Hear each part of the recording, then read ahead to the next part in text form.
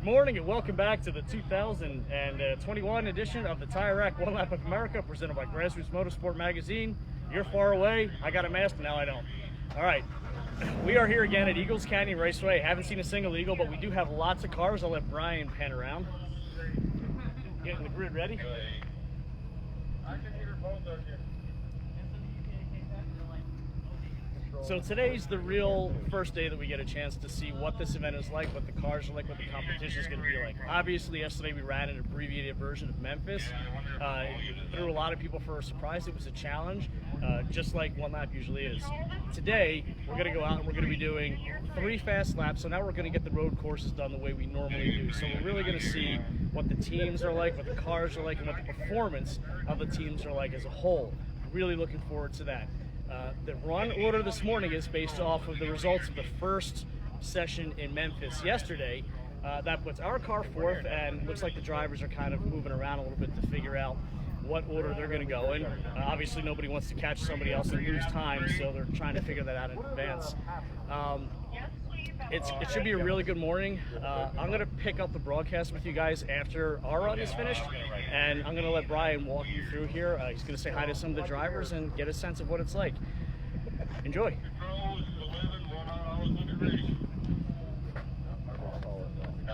All right, guys, we're going to walk down through here the grid. There's Mr. James Hodges with the Killer Whale Camaro. Something like that. Yeah. How's the car running? It's running good. No Good. complaints there. Need to continue to work on that right pedal action. Yeah. Give it more. Yeah, put some weight in your foot. Yeah. There you go. There you go. I'm just gonna set the cruise control and go. So we're getting really close for the first group to go out on their recon lap. Morning, catch up. Morning, Mr. Harrison. How are you this morning, sir? Morning, Ty. Morning, how you doing? I'm doing good. How about yourself? It's nice and warm down here. Yeah, it's good. It's gonna be a little too hot for me. Yep. No, it should be good. Never been here, so we'll just go have fun. Car good? Yeah. Todd good? Todd's good, Hey. car's good. That's all that matters. Let's just go out and see what it does. It's gonna be fun watching some of these fast cars out here. Definitely.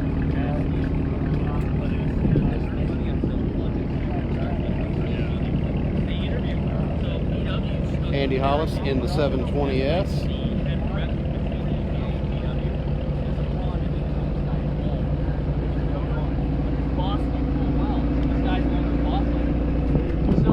Looks like Alex is going to be in the S2K this morning. Brandon turning over the reins, Andy turning over the reins. Sorry, didn't mean to insult you like that. It's all right. You ought to be used to it by now. I'll take Brandon's headlights. Seems like he's taking a pre-session nap, getting in the zone. Yep.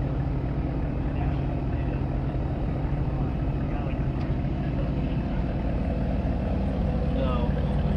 But it was the initial people to find it from college.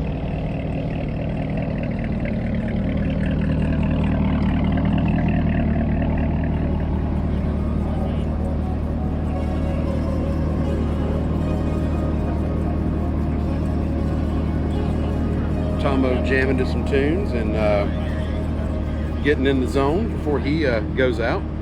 He'll be going out first.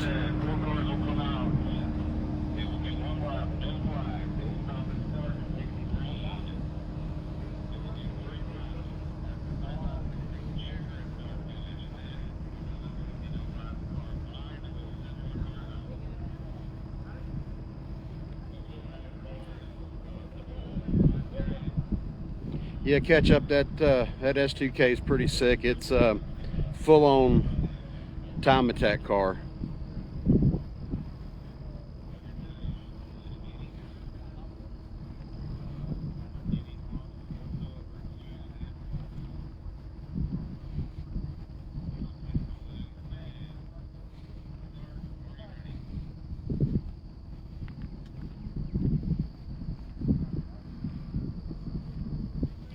Yep, the weather is outstanding. It's probably, I would say, already about between 72 and 75 this morning. Not sure what the high temp is going to be today, but probably mid 80s.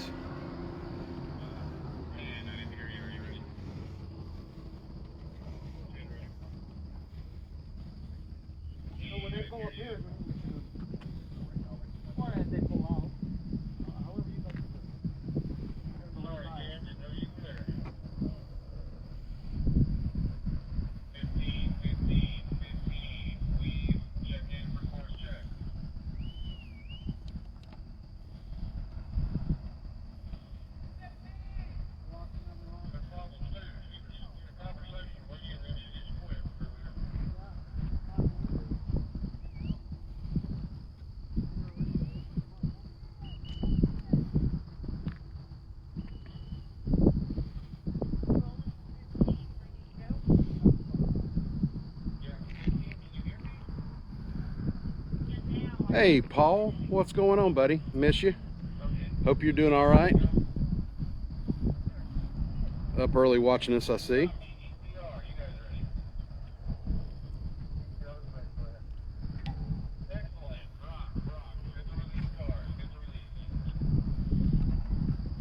So it looks like they just, track management just gave them the green to open up the track, and we've got our cars rolling out for their recon lap. First out, we got Tom O in the ZR1, followed by Andy Hollis in the 720S.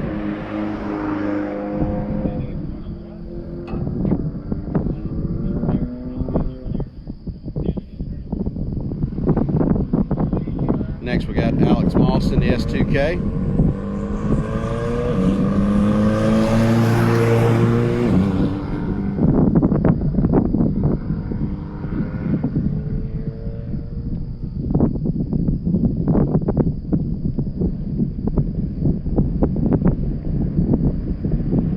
Billy coming out in the GT500, attempting to run me over.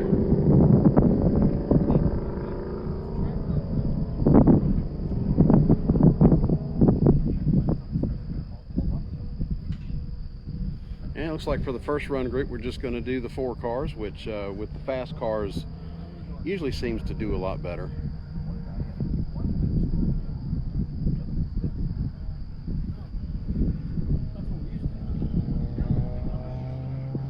So the guys are out on their recon lap.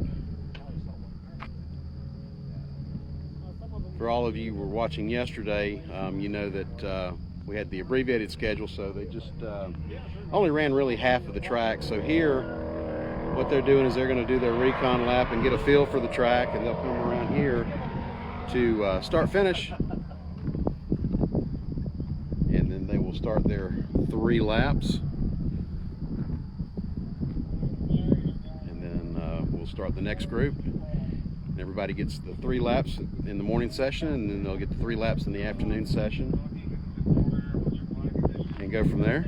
Look at there, it's Mr. David Hakeem from Dodge, co-driver of the big bad SRT Charger. The rambunctious Red Eye. Yes. Happily have nicknamed that.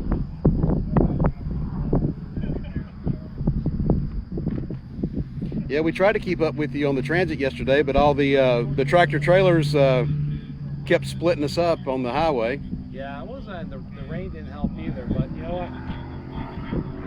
The Hellcat Red Eye had good pause, and we were able to navigate all that standing. Yep. It was good. Well, after that downpour in Texarkana, it was an awesome drive all the way in. Yes, it was. We even went by Detroit, Texas. We stopped in there.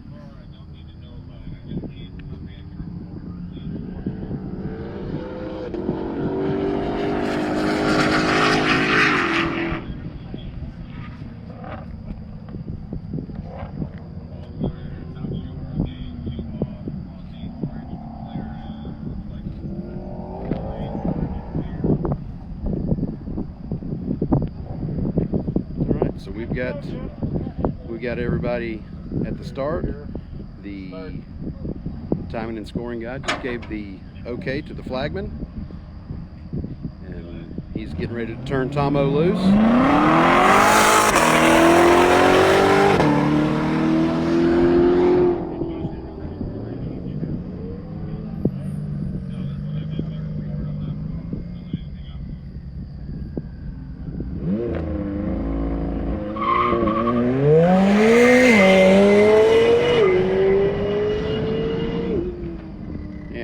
goes Andy. Billy trying to put a little more heat in the tires.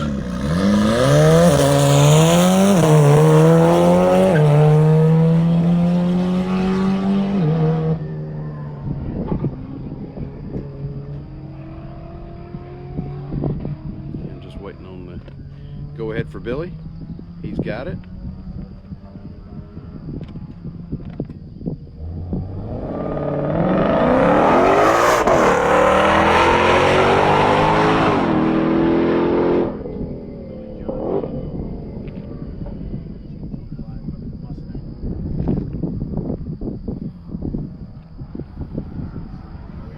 So we've got everybody out on their first lap.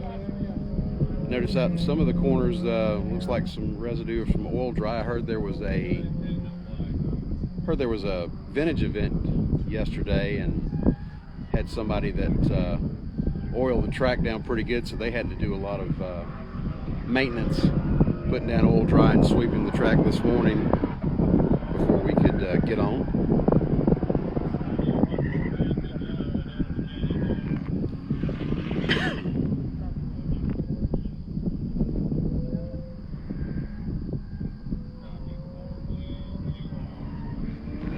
And there goes Tomo.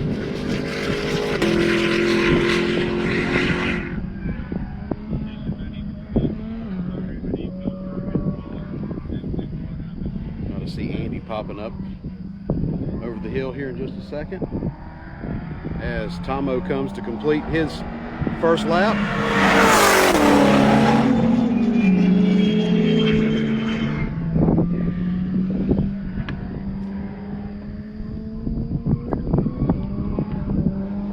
Andy entering the last corner. Looks like Alex has actually pulled a little time out of him.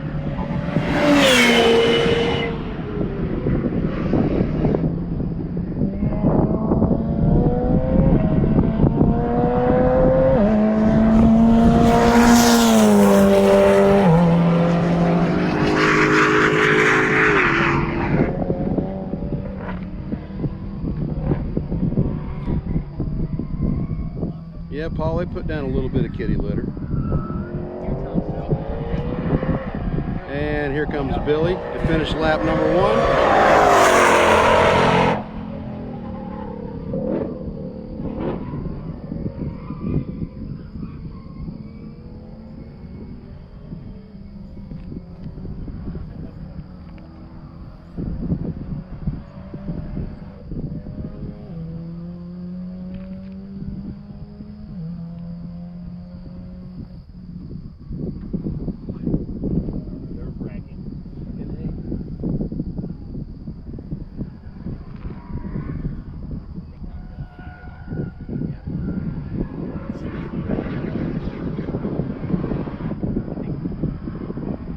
See Tom there off in the distance. Sounds like he was using up all of the curbs on exit there.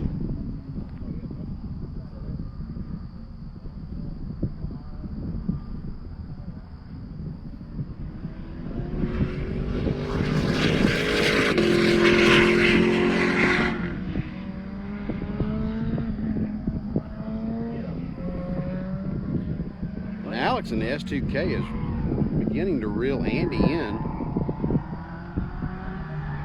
And we got Tomo finishing lap 2.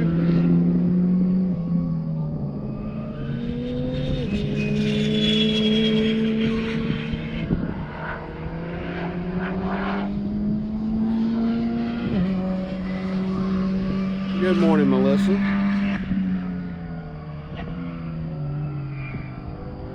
There we go. Andy beginning his last lap.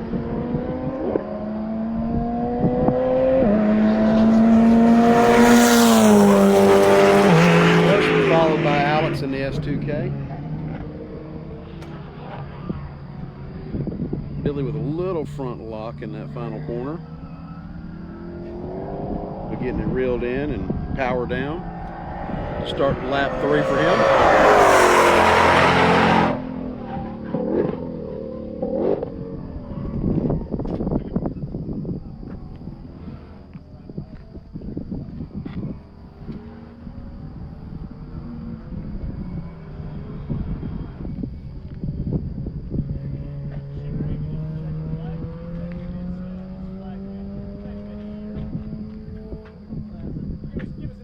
So we should see Tom O coming over. Up there is Tom right there, coming over top of the hill.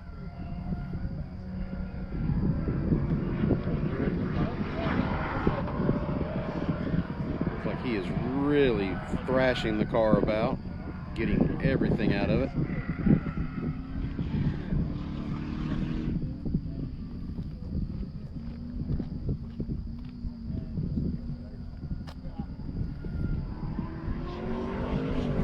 Well, we would go up into the starter stand, but with the COVID protocols of the event, they want to keep the timing and scoring people separated from the competitors, so we can't get up in the stand, because that's where I would prefer to be.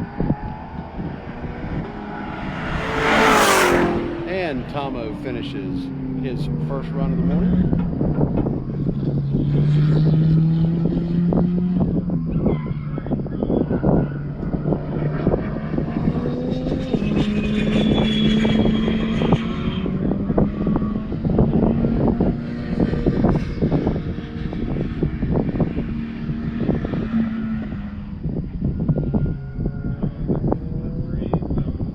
And Andy Hollis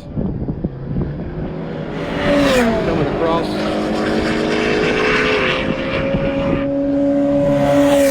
Followed by Alex. And it looks like Billy made up a lot of time on that lap on the S2K.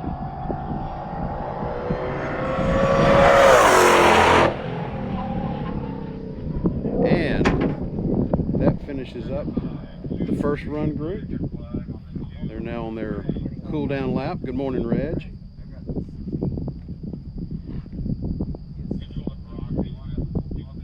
Yeah, that viewing deck up on T1 is really nice. It looks like there's a good little crowd of people up there. It looks like 30 or 40 possibly.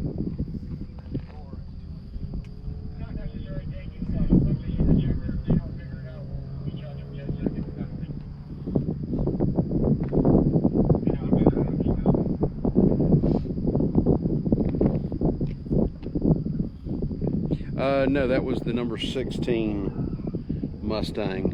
I think you're talking about Anthony. He'll be out a little bit later.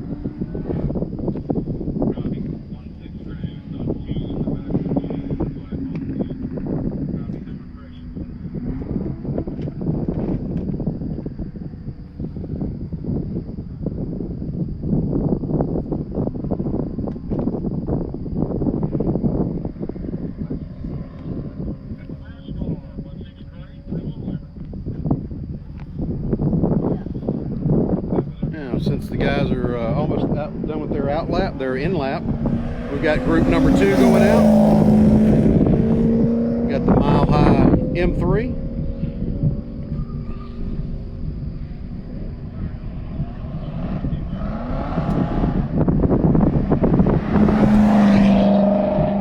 And the Shaky Dog C7 looks like Chris is at the wheel. Then we got Chuck Veth in the GT2 RS.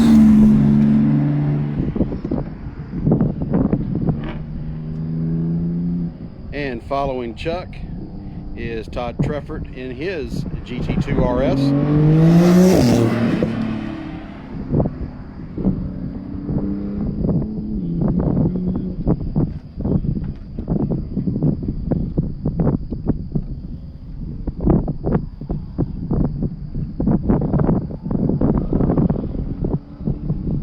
Well, Scott, your car's not here, so no, not really.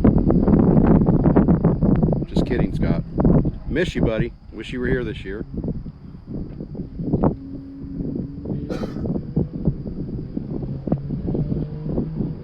Melissa, it's not near as windy as it was yesterday.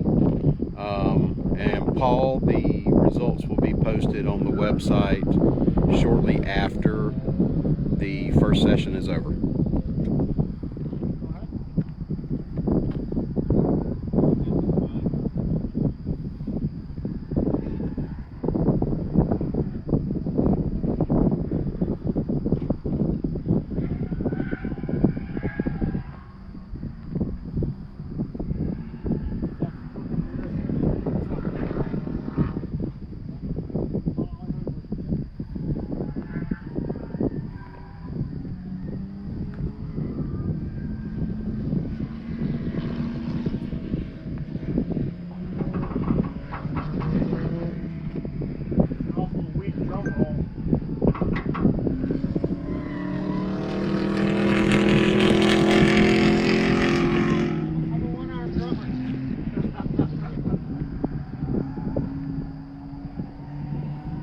Yes, Steve, it is a gorgeous track.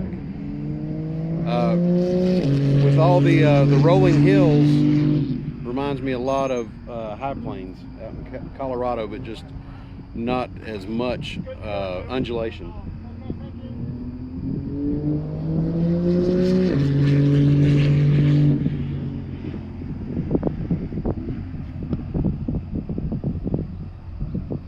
So as soon as Todd gets up to the back of the field here, we'll be ready to go with run group number 2.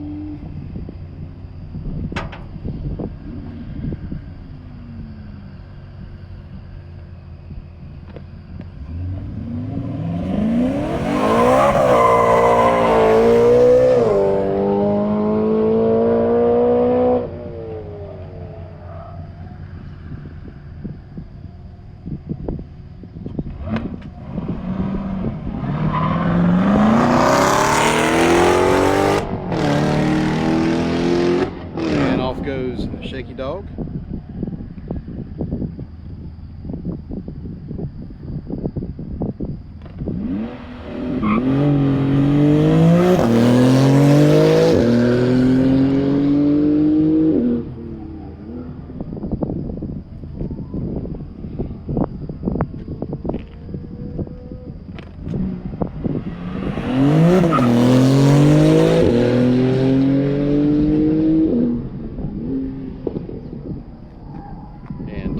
Off to begin his first of 3 laps.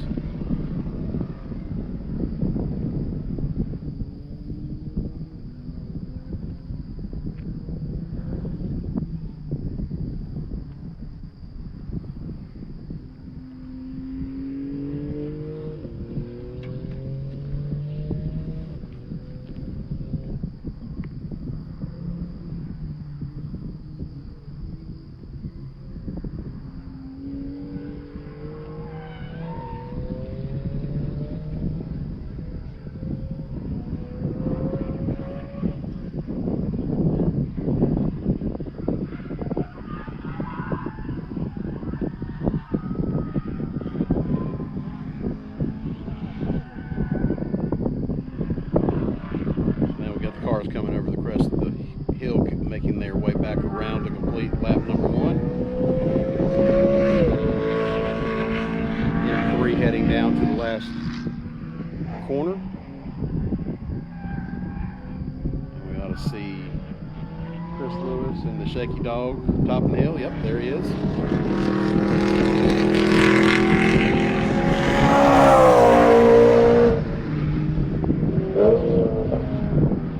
Now, Scott, most of them kind of laid back just a little bit. Mike, no, it'd be great if the event was on Race Hero, but no. If you go to the One Lap of America website at the conclusion of the morning session, they will those results will be posted.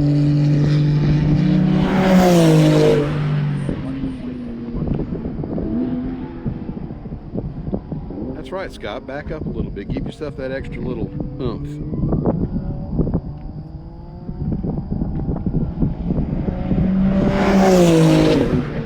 Todd finishing lap 1.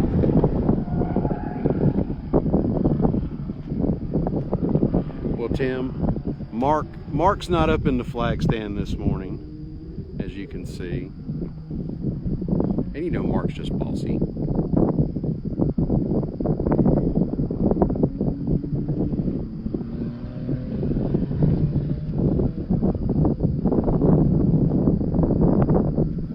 No, Kelly, they have to have at least a 200 treadwear tire that is sold and approved by Tire Rack, and you have to purchase your tires through the Tire Rack, and they actually stamp the tires to show that they are legal for the event.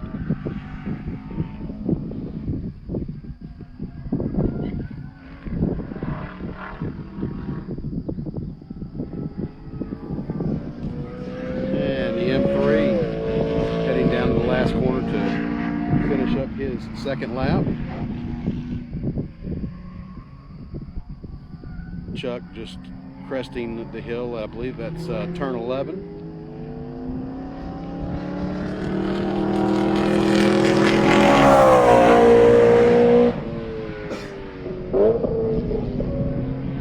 Todd coming across the top of 11. Looks like Chris got a little rambunctious and had to lock up just a little bit in that final corner. Gathers it in and is back under power. I think, well, I just saw some stuff down there from Chuck. That may be some of the speedy dry that they put down earlier. We'll look to see if Todd gets some of that same dust. Yep, that's more, I think that's more kitty litter than,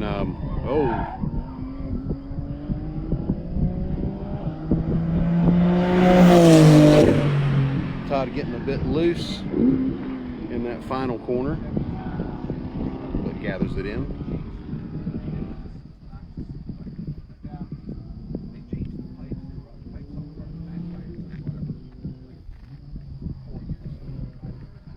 We got Chuck there off in the distance climbing the hill to the back side of the track.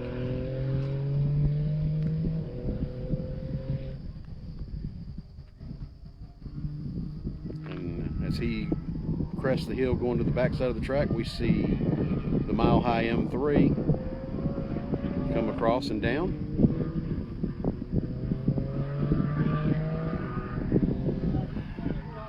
And he should be followed quickly by Chris and the Shaky Dog. There he is.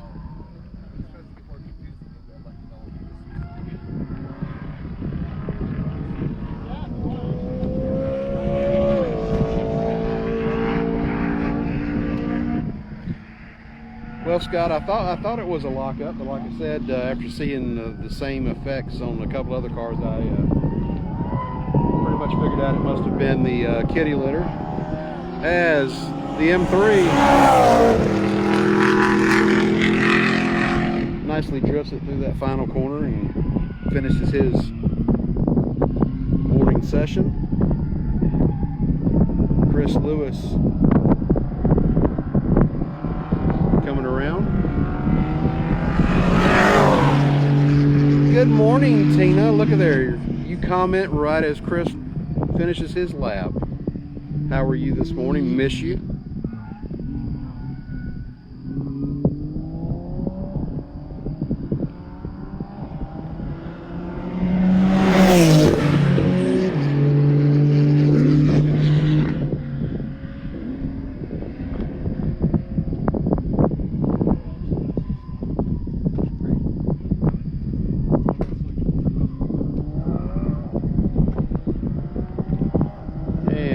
Todd Treffert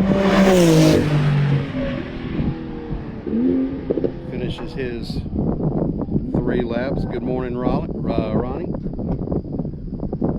How's your rehab and recovery coming? See, you were out shooting some hoops the other day. Hope you're starting to feel a lot better.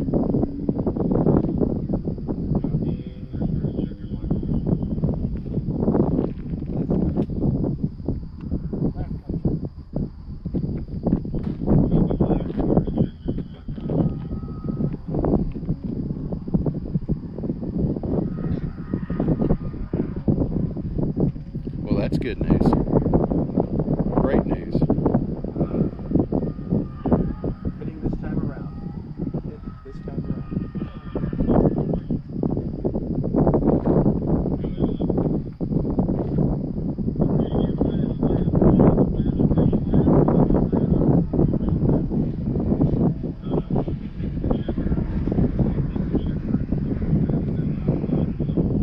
Yeah, Ronnie, we miss you too. Hope we see you in South Bend next May.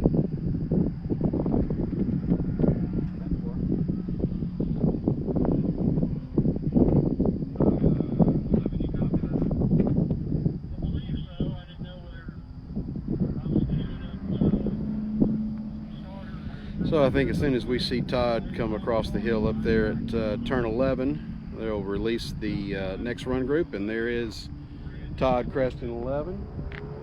So here we go. Got the Killer Coatings GT3RS. Looks like Mike's at the wheel this morning.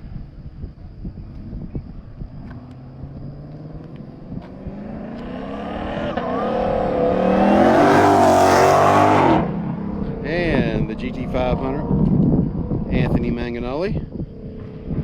Followed by the Bandit Turbo S. Looked like Scotty Coors at the wheel this morning. Hey, good morning, Abram. Glad you're with us.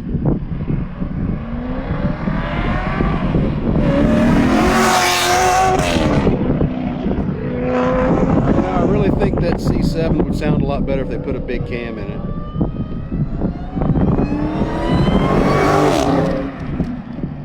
And Melissa, I'm sure that if you're still watching, you know which car that was.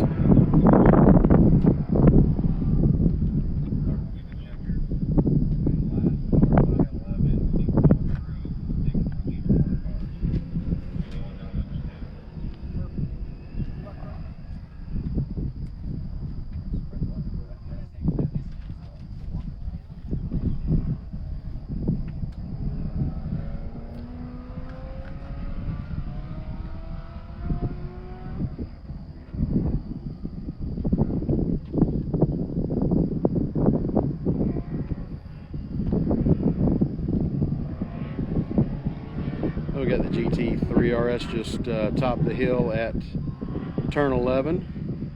He's gonna make his way around to start finish.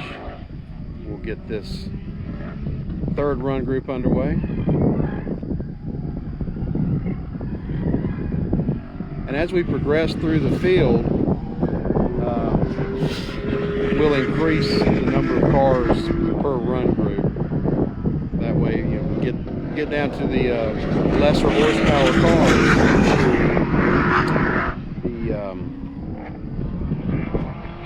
Don't have the tendency to pass as much, so we can actually move up to 5 cars in a bed, and then toward the end of the session we may have as many as 6.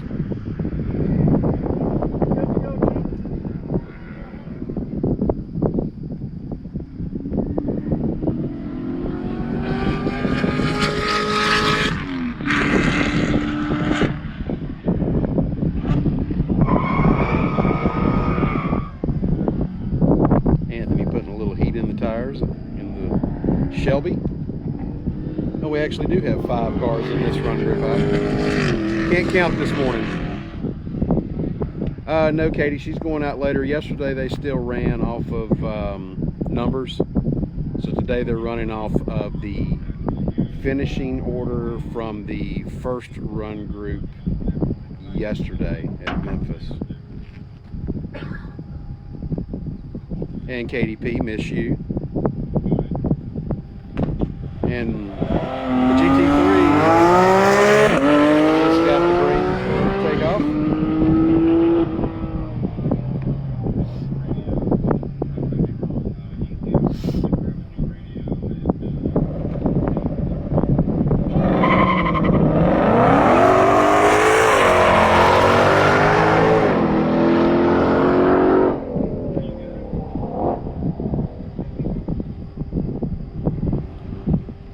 Next up is the Bandit Turbo S.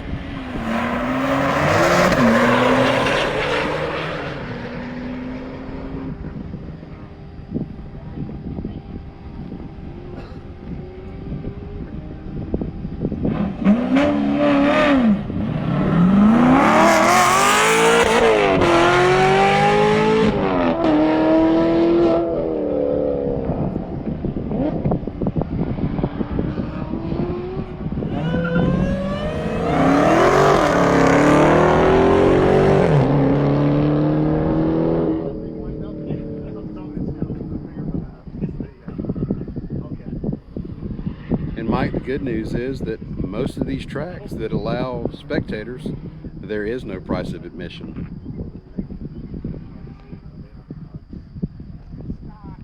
Yeah, my ass.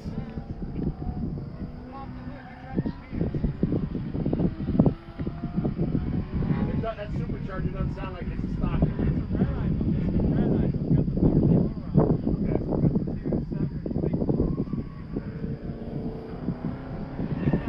So we got Steve Loudon and David Hakeem arguing whether or not the SRT Charger Red Eye is stock or not. Steve swears up and down that it's not. And David said, pop the hood, drop the pans, it's stock. He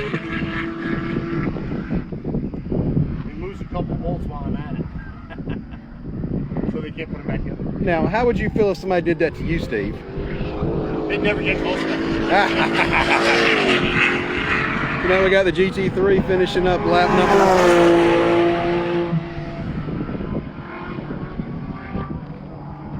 Great thing about this event, it's a family, and there is lots of picking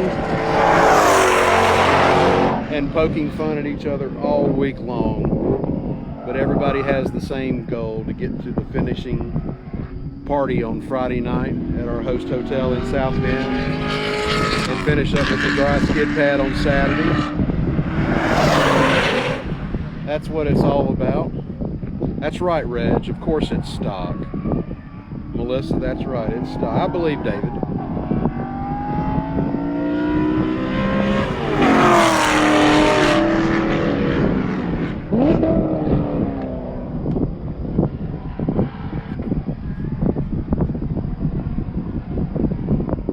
You know what, Brian? I really don't think so. Sometimes with some of the Facebook pages, if you copy the link and then post it or email it to someone, they can actually watch it without having to sign up for Facebook. But I cannot remember if our page is set to do that, but you can indeed try and see.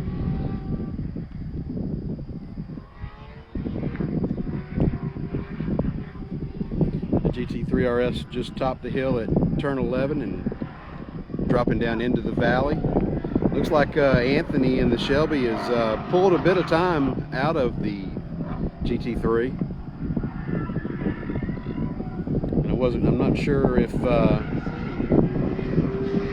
Mike is driving this morning or if Ross Bentley's at the wheel.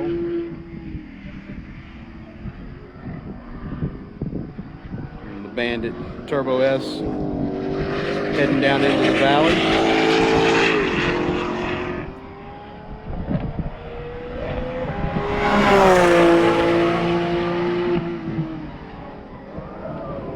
Yeah, Brian, Tracy and them, we got to the hotel. We got to the hotel last night at about just shy of midnight. We stopped in Dallas for dinner, and they were just buttoning up the car after replacing the alternator. So they had quite the late night last night.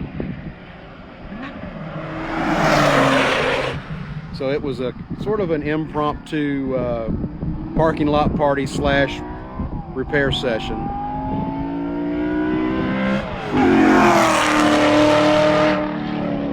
Okay, thanks, Lisa. I didn't know. I didn't pay attention to the helmet as it left pit road.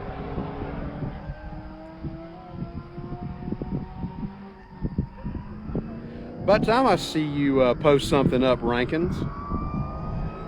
Been looking for you all week.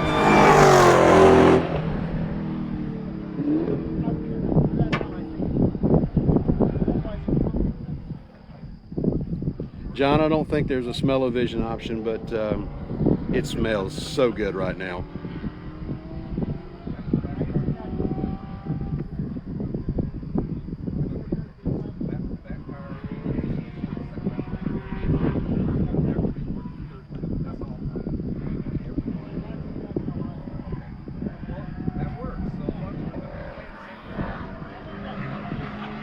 Got the first two cars out of the run group that have come through turn 11 and down into the valley.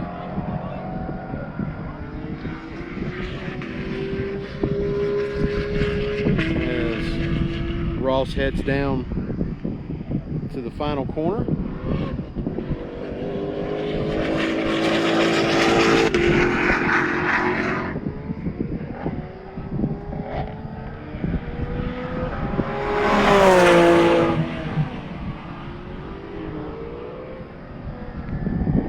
I would not say that, Rankins. I run out of words quickly.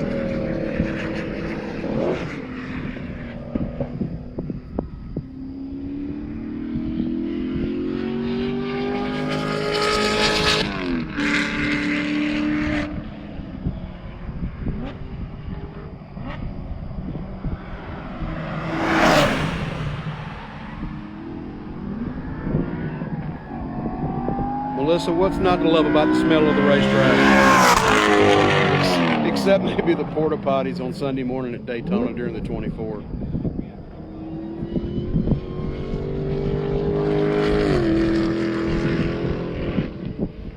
And David heading down to the last corner to finish up his morning session.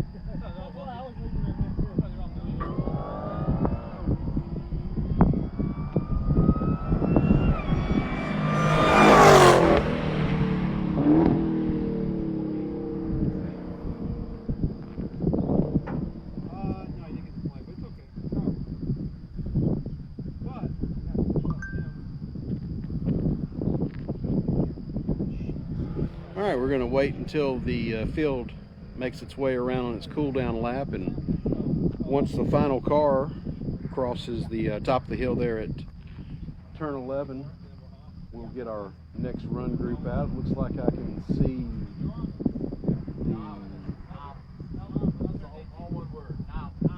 the ZL1 with the Hennessy supercharger and one of the other GT2 RS's.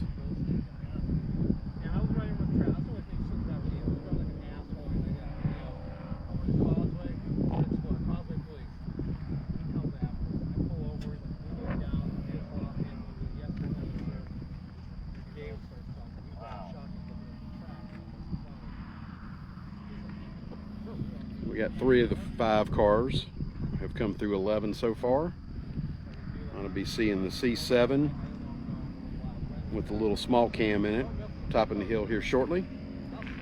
And there he is, and then David Carr in the Charger, top the hill, and then we're going to release the next run group.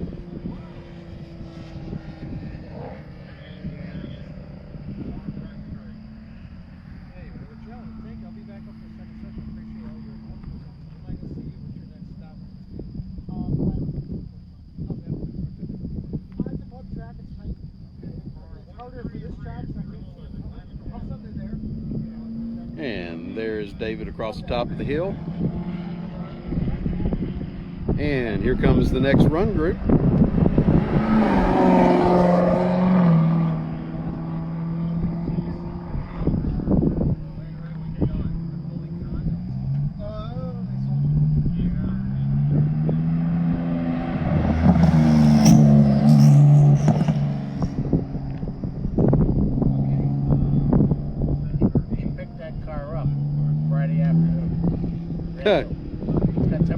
Yeah, I saw the tags on it.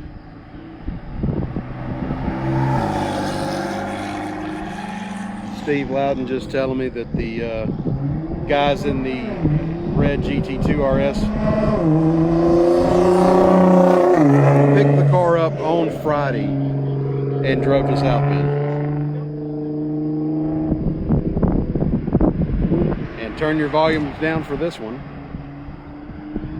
as the first of our 3 Teslas hits the track.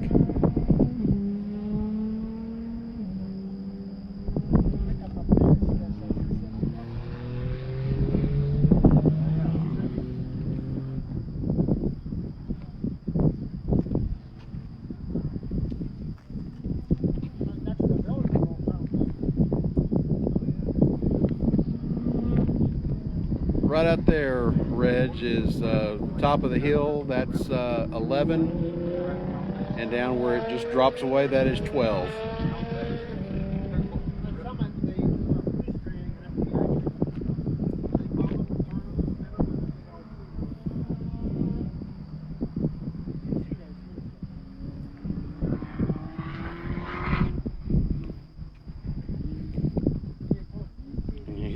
taking notes. It's Jimmy Buffett's biggest fan, Mr. Steve Loudon. Greetings, everybody. Welcome to Eagles Canyon here in Decatur, Texas, with the One Lap of America. The track is actually getting a little bit faster right now with these second and third run groups, because the first run group had to deal with a lot of oil dry. I mean, the times have actually dropped by almost a full 9 seconds from the first run group. So the track has gotten significantly faster because the traction's gotten better. So good for them, bad for us. But that's life in racing. What are you going to do? Got to roll with the punches. We'll check in with y'all later. I'll tell you what, I think I'm going to hand Steve the live streaming gear and just let him talk for 2 hours.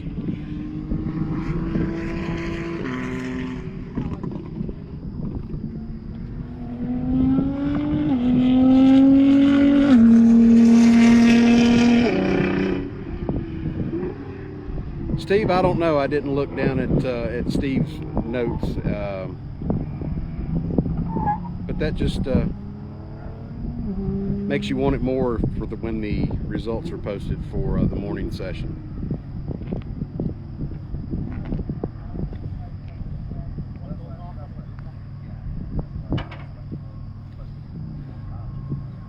So it's like Chip's getting ready to give this run group the green flag.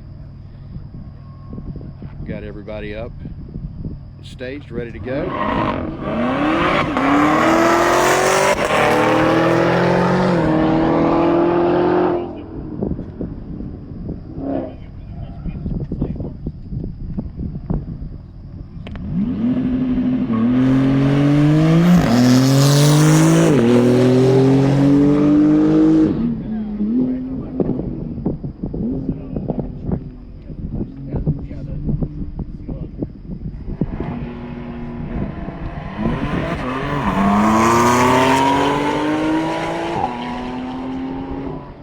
And the pork chop takes off.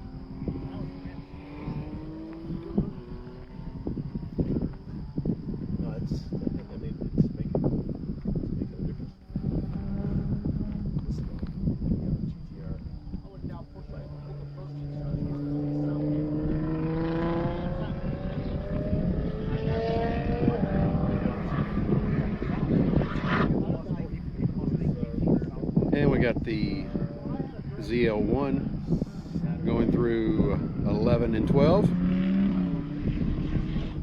followed by the GT2 RS. Mike, minimum 200 tread wear.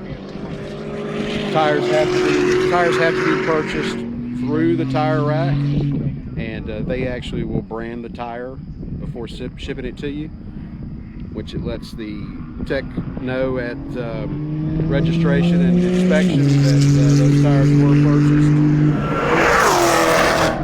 through the tire rack and are legal for the event.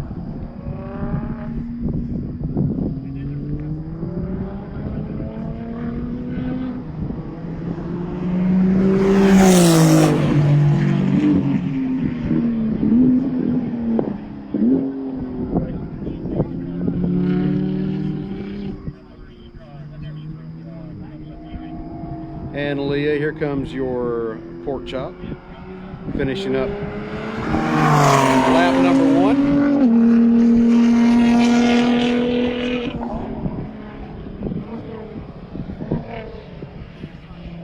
And joining the broadcast with me is Solomon. Howdy. Well, first run session's going pretty good so far. These guys getting a really neat advantage right now. There was a whole bunch of, well, that's quiet, so that doesn't interrupt me. There were a whole bunch of oil dry down on the track early, so the first couple groups that went out had to contend with some pretty slippery conditions. A lot of understeer coming into the corners and in the braking zones, and really hard getting the power down. So some people as much as 12 seconds off of the normal paces here. That should tell you what it's like. But again, as we talk about all the time, that's one lap, right? You have unpredictable conditions on the road, on the track, even in the middle of the track. So we're just going to keep pushing, but it's nice to be out with the full track day again, right? And to be able to see what these cars and teams are doing. So competition is starting to get into the swing. I think people are now getting into the rhythm today, and we're starting to get that old one lap feel back. So we'll see how these guys do across the line, and maybe walk out and check out some other cars and drivers.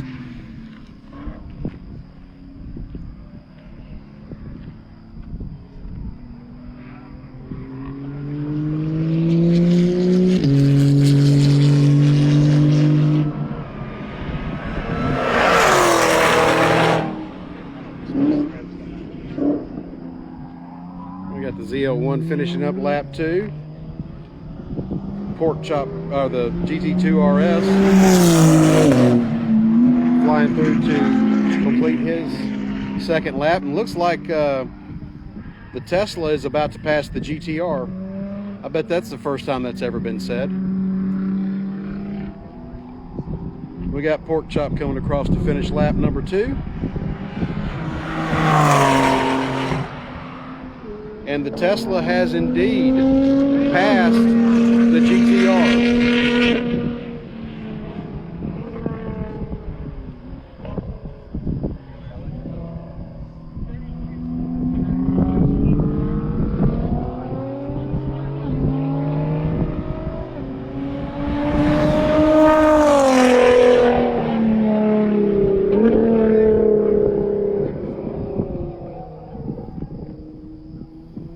So I think we may have to get some stickers printed up saying I got passed by a Tesla on track. That's gonna suck. That's gonna be really hard to live down.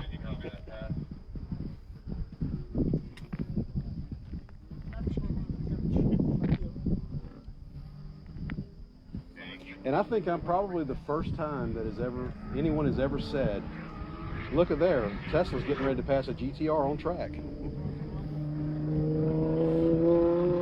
Well, you got 100% torque at 0 RPM.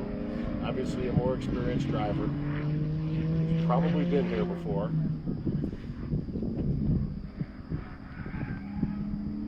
Lots of variables. It all adds up. It's amazing how much faster the track has gotten since the oil dry has gone away. Yes. Absolutely amazing. That has not been in our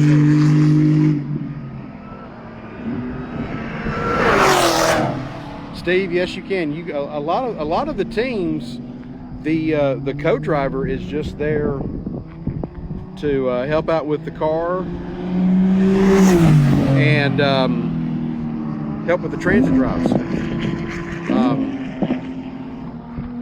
You can have 2 people in the car, you can have 3 people, 4, however many people you can fit in the car, and they can all drive as long as they've done the required track days and have the NASA license and the insurance requirements.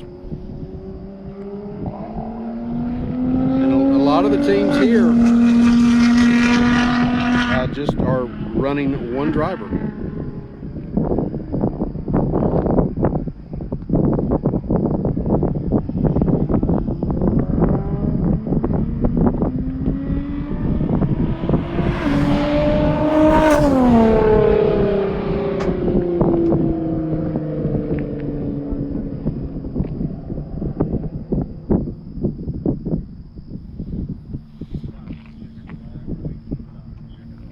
And that finishes up that run group.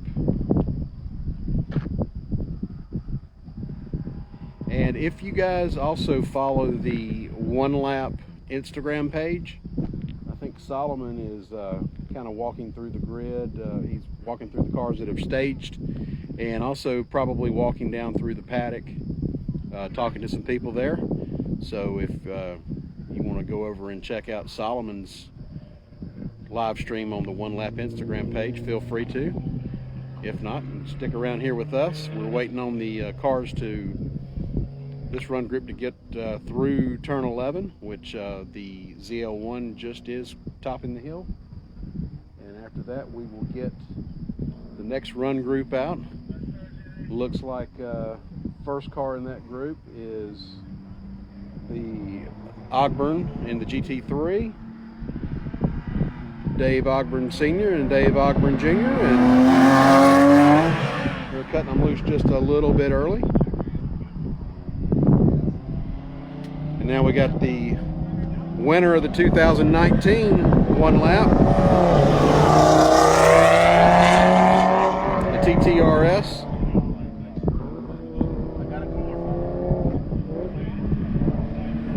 And there goes Kurt Barber in the GR Supra.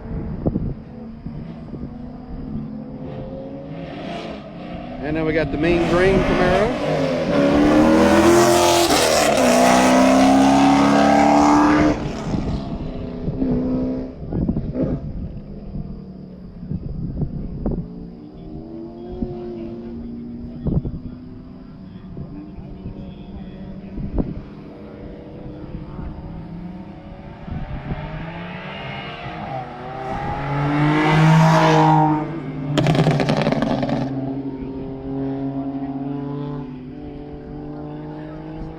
And I just got a great surprise. Joining the live stream. Hi. We have Miss Kelsey Collins and Miss Rochelle Gottsteiner All the way from Dallas. from the DFW. Y'all did? Yeah. Where? Nick and Sam's. I was about to guess that. That's fantastic. That place was That's pretty amazing. smart. That's gotta be a top tier one lap meal. Yeah. It's good. Lobster deviled eggs. Duck confit mac and cheese. That You can't get that. that was the You can't get that bomb. in Decatur, Texas. No. No. No, They that's threw a worth the roadkill to ride. try to Yeah, plug it, but yeah. it wasn't good. So guys, if you remember, Rochelle and Kelsey, they were with us in 2019 in the Gas Monkey. grown up? Yes. Why have we grown? I Yeah. guess I shrink. And you can always see Kelsey on her dad's YouTube channel, Dennis I Collins. hide sometimes. Yeah, I noticed that. You guys do coffee together? Yeah. Coffee Walk. Coffee walk. Coffee Walk is a great show. I watch it every week. You get a couple cups, get a picture cups instead. Okay, that would be funny. That would be funny. So glad you guys showed up. I was really hoping so. I'm definitely sad for not being out here, not racing this year, and we're both way more sad going not this here. way. Yeah, y'all keep going that way.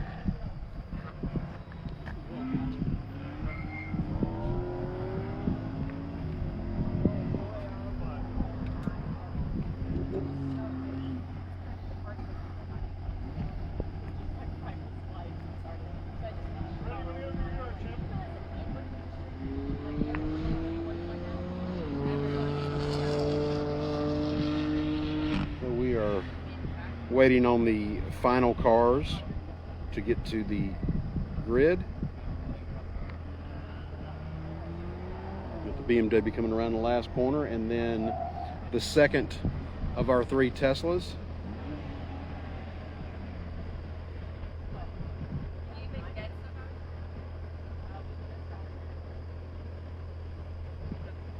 Yeah, I was saying now.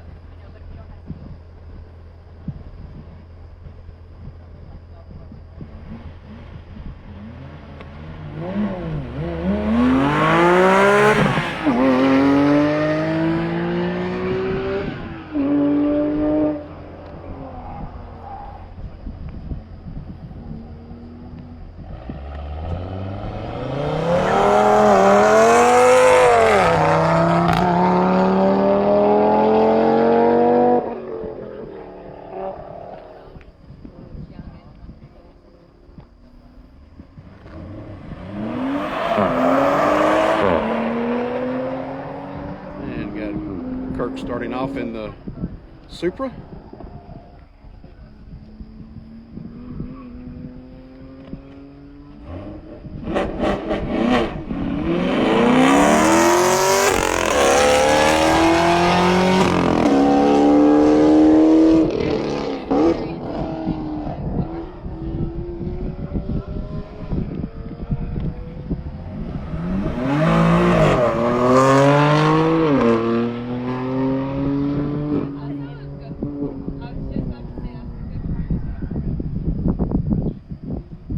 Yep, Stephen, it does. That's the 2020 with the carbon package. But yes, it does have the flappy paddle.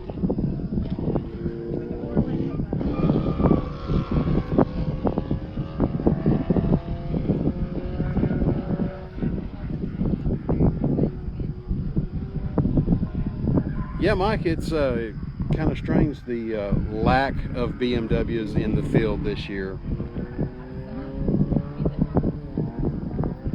Not nearly as many as previous years.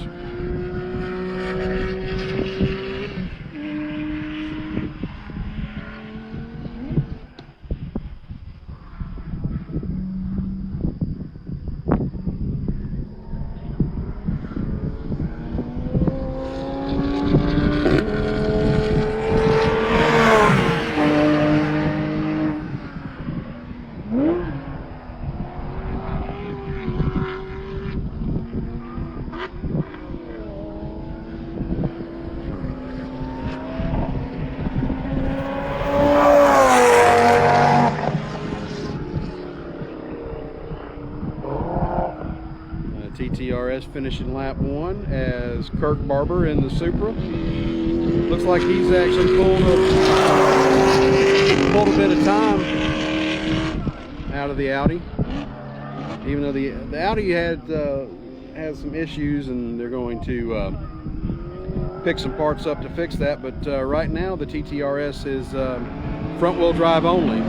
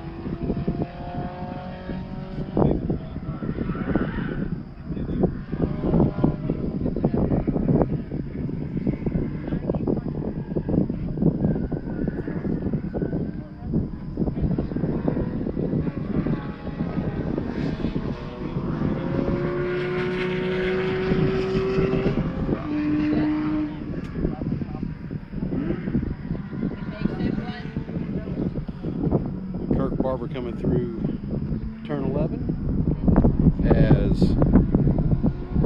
David Ogburn finishes up his second lap.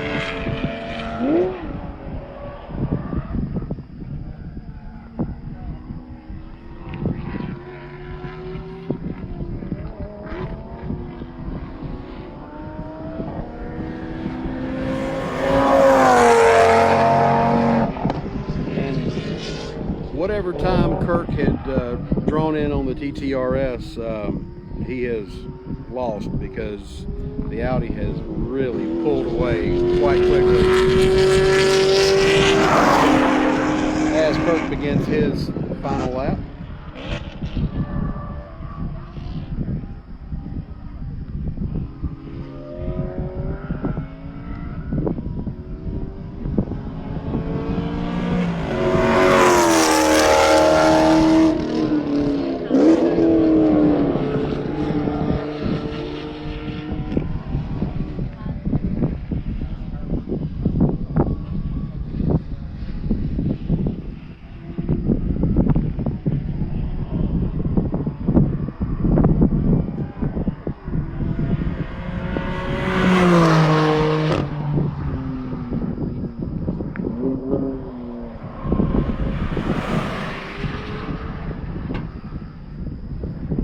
Dave Ogren topping the hill at 11,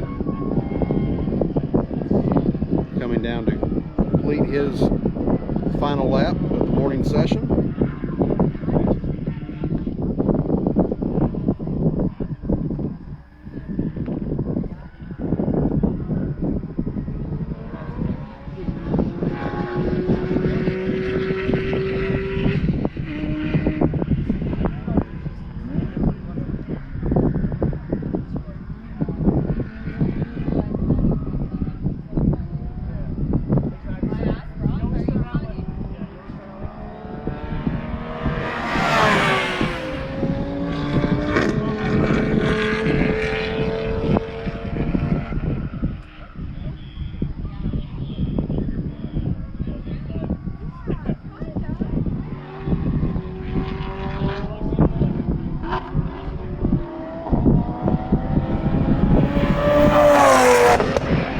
And the TTRS finishes up his third lap.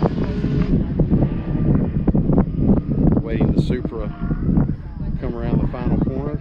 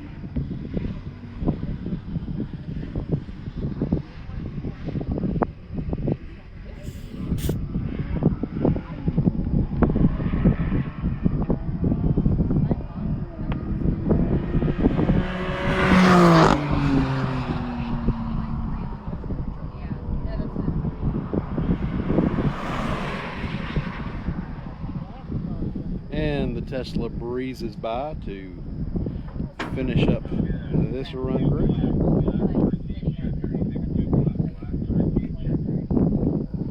And in just a moment or so, we will have the next run group out. Looks like we've got one of the C8s will be going out first.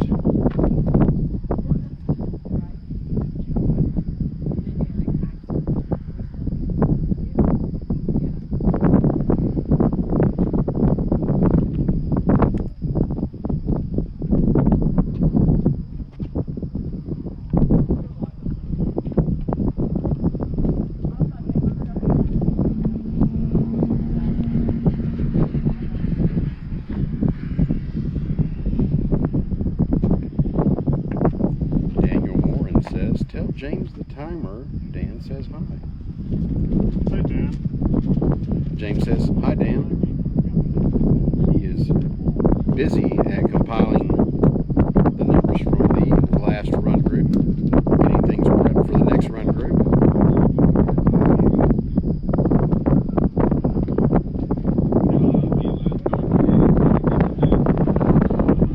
So here we go with the next run group.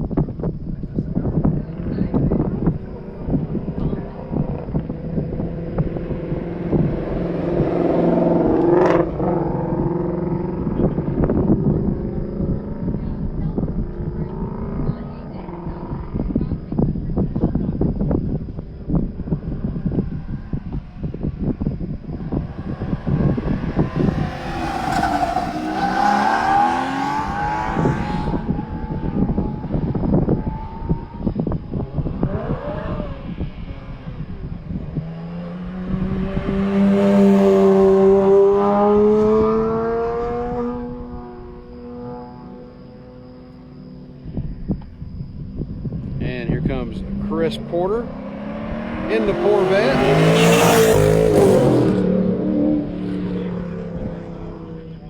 a nice little close flyby.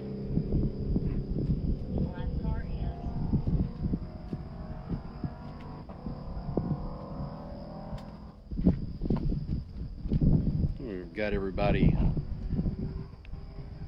out on track, getting ready for this run group.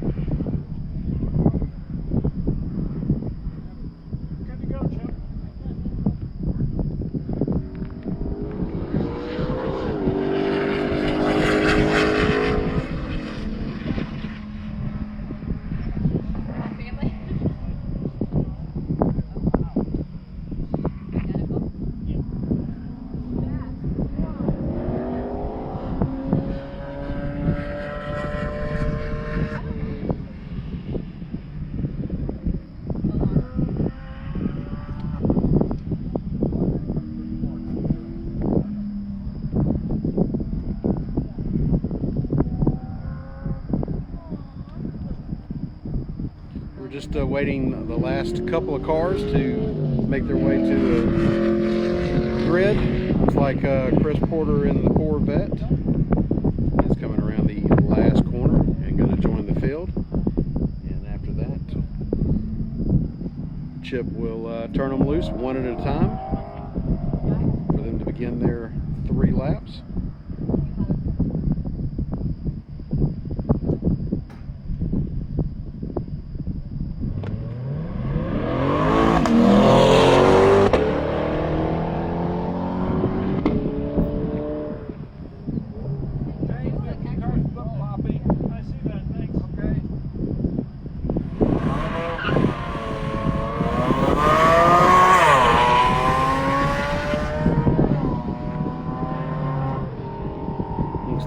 Ben is flip-flop with the Shelby. He was actually catching him on the outlap. So driver of the Shelby let him come around.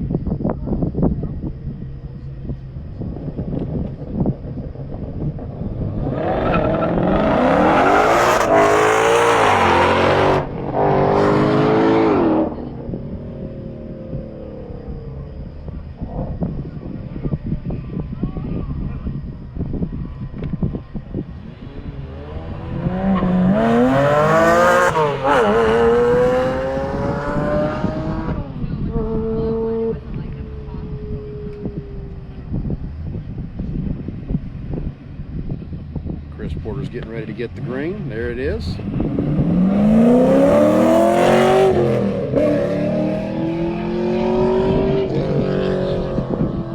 As he takes off in the LS powered 944.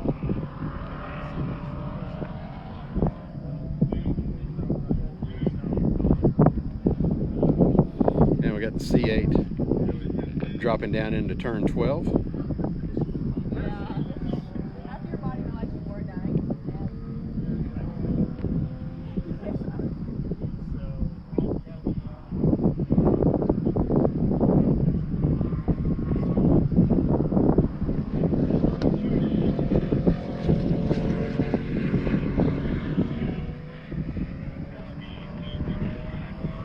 Yep, that's right, Tim. I know in the past I've seen a car let 2 or 3 cars hopscotch over because he felt that they were faster. Yeah, Mike, Ben. It looked like Ben was in the car as he went by.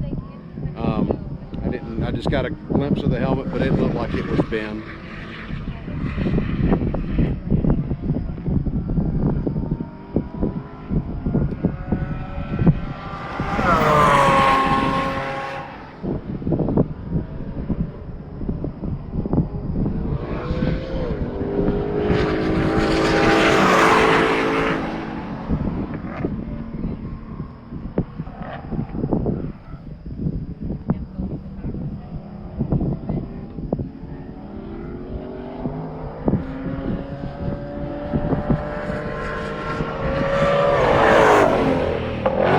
Shelby finishing up lap 1 of 3. And I'm not sure if Eric or Tracy is driving. I believe it's Eric driving the Boxster this morning session.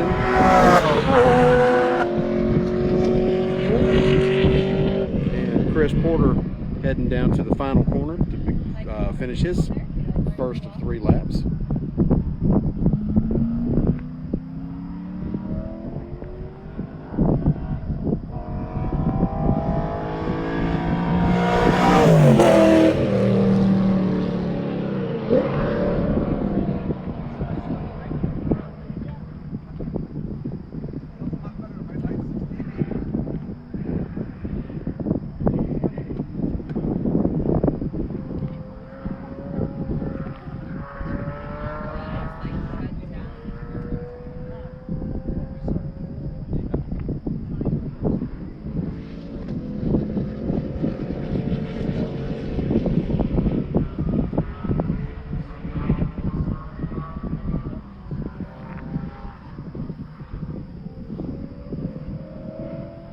Ben is quickly sneaking up on the other Porsche there in the run group as the C8 finishes lap number 2.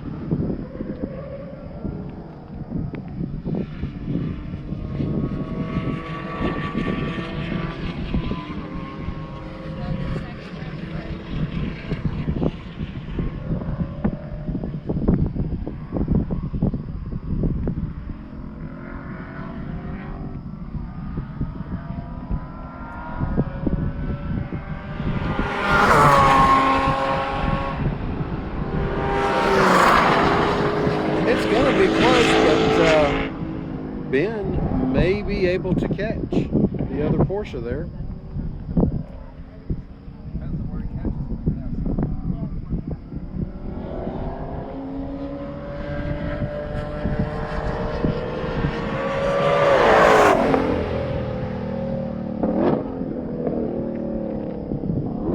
And the Shelby finishing up his second of 3 laps as Eric or Tracy in the Boxster zip through, and Chris Porter heads down to the final corner.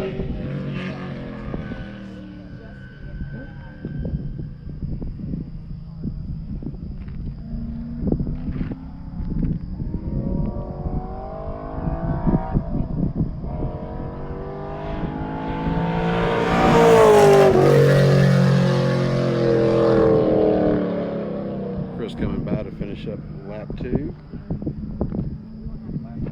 and our drivers in the next run group look like they're getting set in their cars. Looks like we've got the Viper of Todd Thompson, we've got the Michelin BMW, the K-swapped Lotus Exige of Mike Westerling,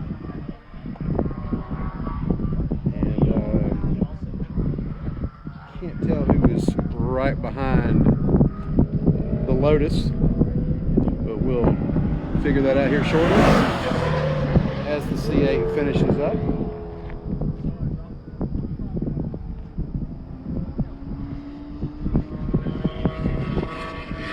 Now Ben's not going to quite reel him in, but gave it a good go.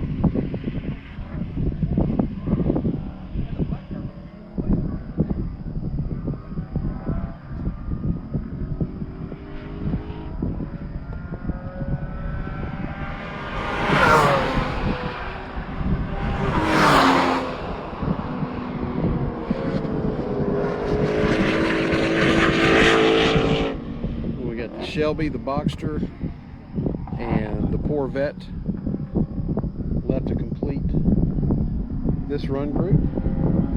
I see Chris Porter just coming through turn 11, headed down to turn 12 as the Shelby crosses the line.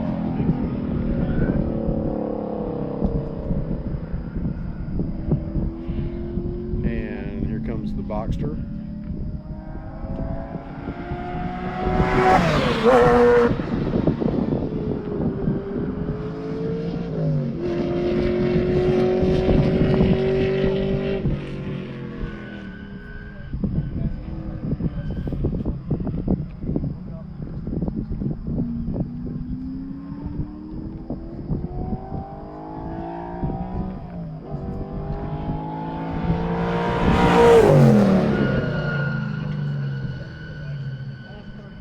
And Chris crosses the line.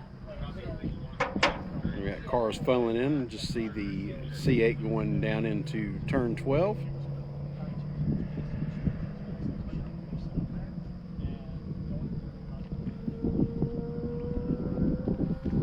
In another couple of minutes, we'll get the next run group going.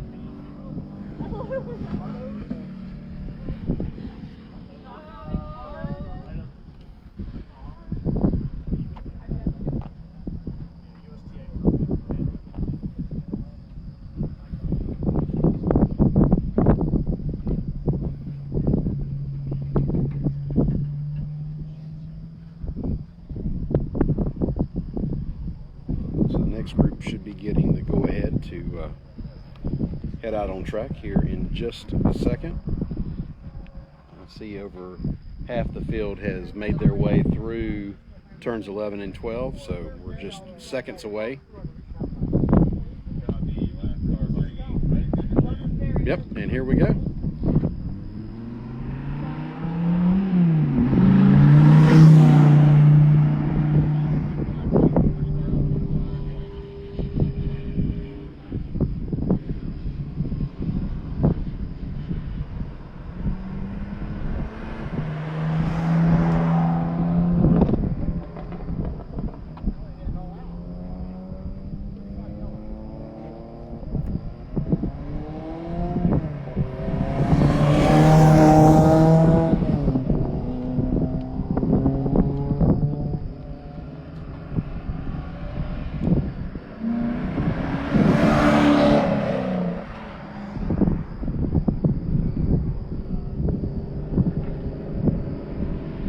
We got Bill Morton and his C8 headed out.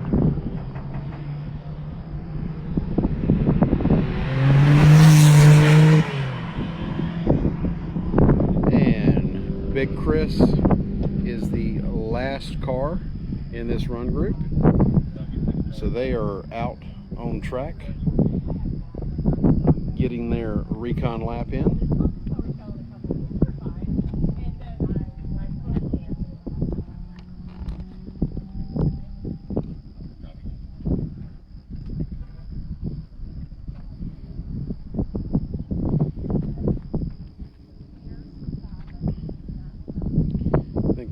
We've got 6 cars out on track this session, and probably in another 2 run groups they may be able to go to 7. Not sure on the with the length of this track if they'll be able to do 7. I know on some of the longer ones we can do it, but this one's a little over 2 miles. I want to say maybe, I can't remember if it was 2.4 or 2.7. So with the lower horsepower cars, there is a possibility we could get 7 on track. Right now we're at 6.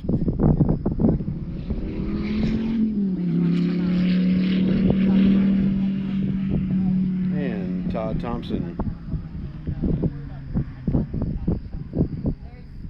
cycling around the last corner, headed up to start finish, getting ready for his 3 laps.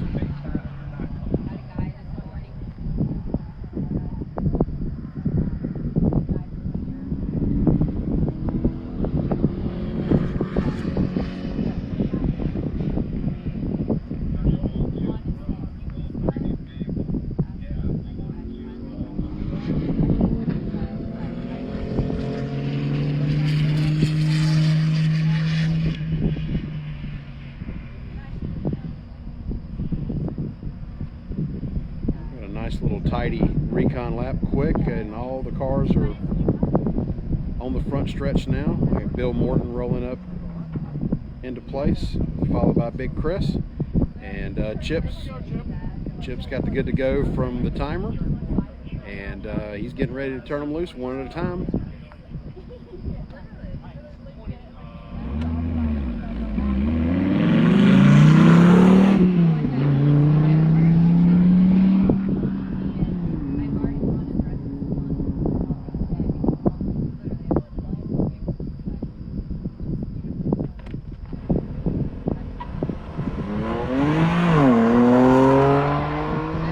Michelin BMW out of the US1 facility in Greenville, South Carolina has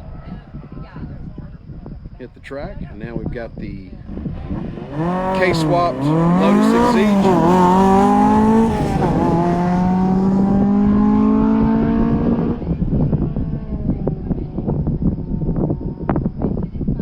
Smells of the racetrack are wonderful this morning.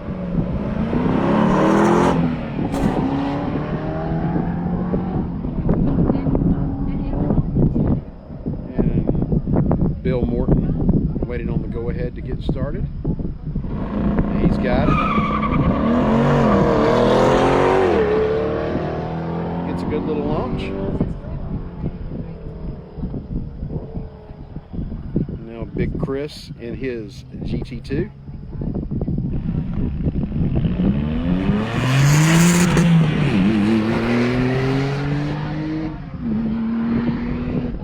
He's hit the track. 6 cars on track on lap 1 of 3.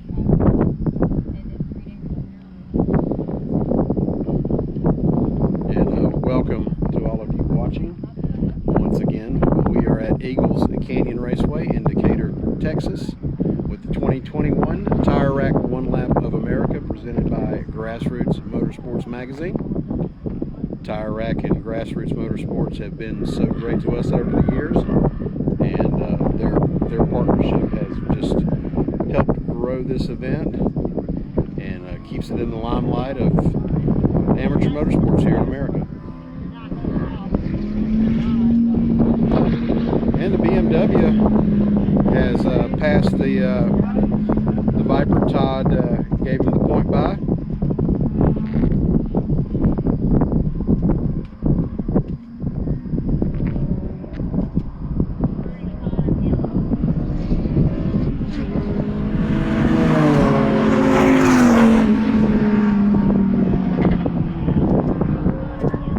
Tim, I don't think it's Mark's old car. Chris told me where he sourced that car from, but I just can't remember.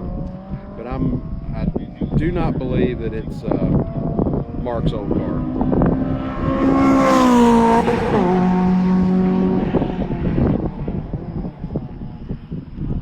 And that Honda-powered Lotus just sounds so great when it goes by.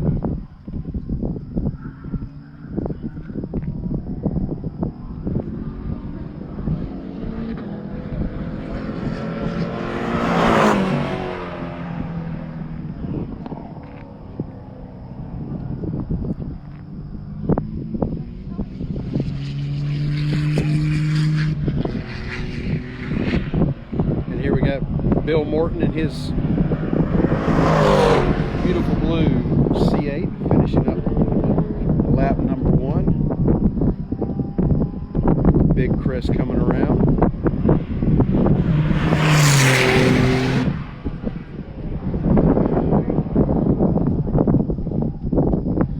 You know, Aaron, you could have walked up here to the grid and told me that in person, but I do appreciate it. Spell my name right next time. Jeez. As a BMW from Michelin drops down into turns 11 and now into 12.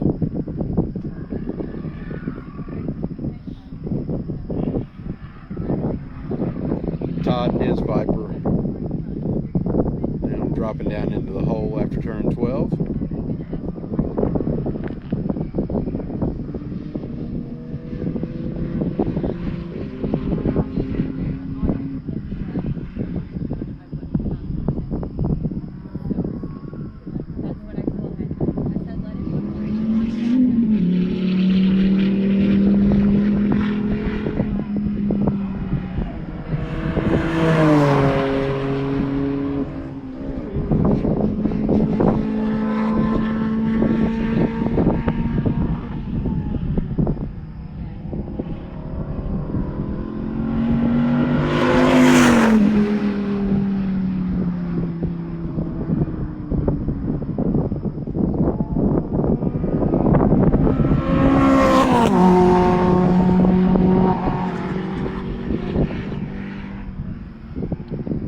see Bill dropping down into turn 12, followed by Big Chris.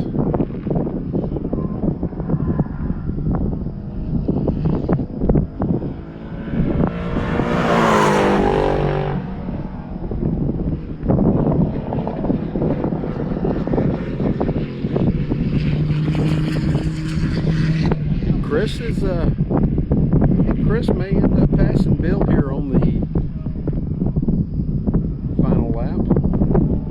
He is really taking a lot of time out of the split as he started. So we'll see if Big Chris can sneak past the C8 of Bill Morton. See the Michelin BMW just crested the hill at turn 11.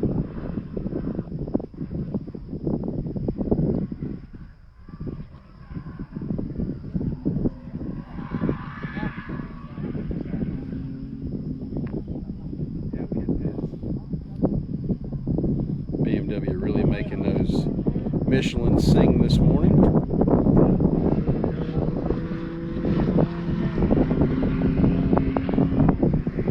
Looks like Todd Thompson has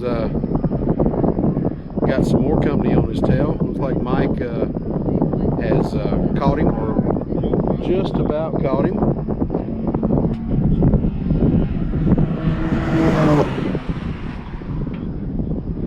And the BMW crosses to finish up his third lap. We're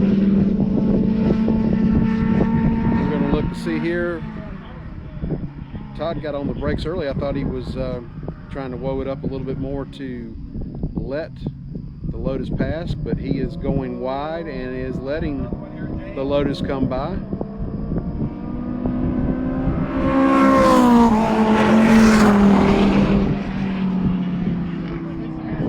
And Chris did get past Bill. It happened before turn 11, and he has really opened up quite a gap to the C8.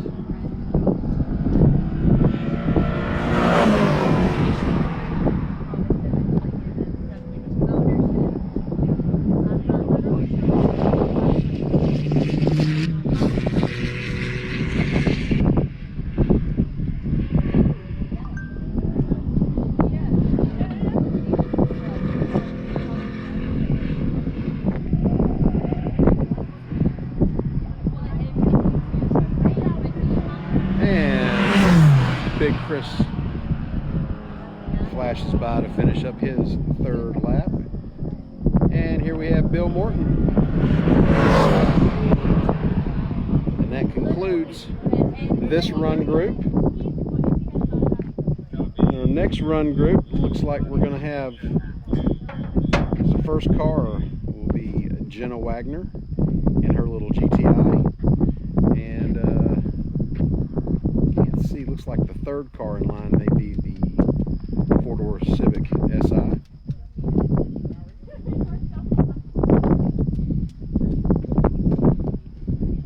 So we should be pretty close to 3/4 of the way through the first run group.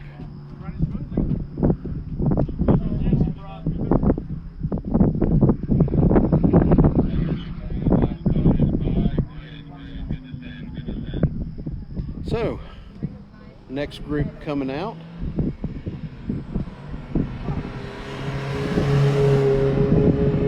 Jenna in the little GTI. One of our two Focus RS's in the group. And yes, the third car was the Civic SI. Fourth car in the group looks like Bucky Lasik in the STI.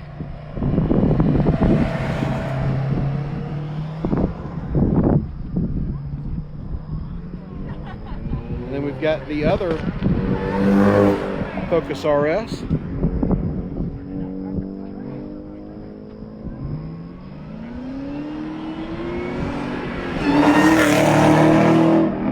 James Hodges in the Killer Whale ZL1. And that's going to be this run group.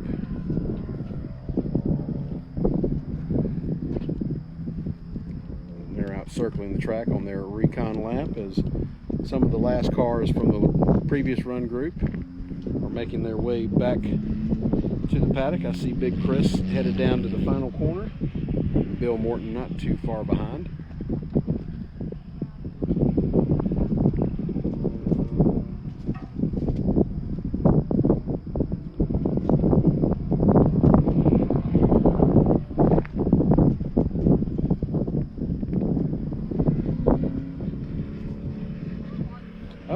Looks like Bucky is not in the car. His co-driver is in.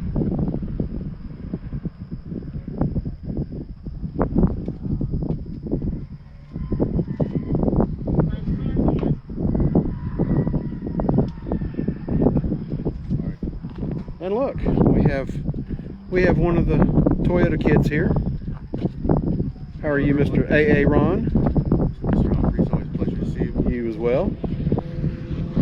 How did Kirk's first run feel? He looked pretty quick out there. He said he loved it. Pretty fun. Sometimes you can do better, but that's what another run said. That's right. And the track is beginning to get faster because a lot of the later run groups ran faster than the first run group because of the oil dry out on the track. So Let's hope. It's better for us, though. that's right. We will see. Looking forward to it for sure. This is a beautiful facility. Yes, it is. Thank you very much, sir. And I guess you guys have done some testing out here, haven't you? With the tie-in with Toyota over in town. We have gotten. We've exchanged notes. We have not visited the venue. We're relying on their expertise, DG Spec, to provide some guidance here, which is so far it's a big benefit. We couldn't ask for anything better. All right. Well, great. Thank you very much. I hope you guys are enjoying this.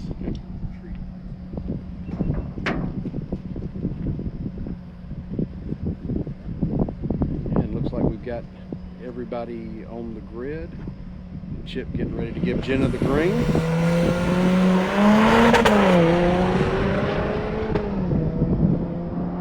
Paul, no comment.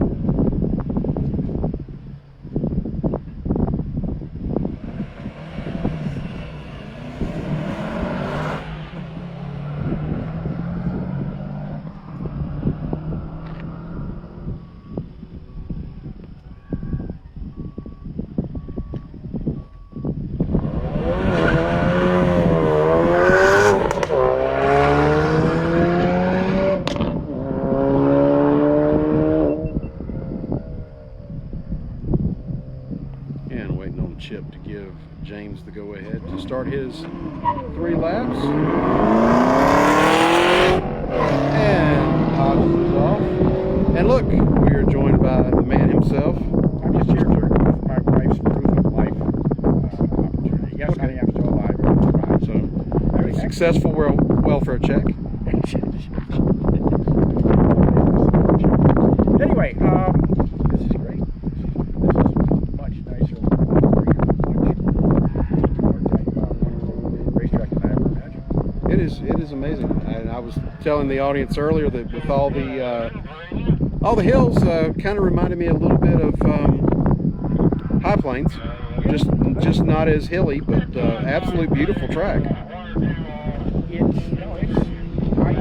I had no idea what to expect, although the videos that I've seen of it were kind of brown and featureless.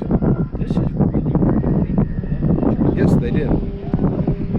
I think this will have to be put on the favorites list to visit in the future. And everybody's been very nice. Nobody's yelled at me, which is always good. I'm sure that's going to be the case the rest of the week.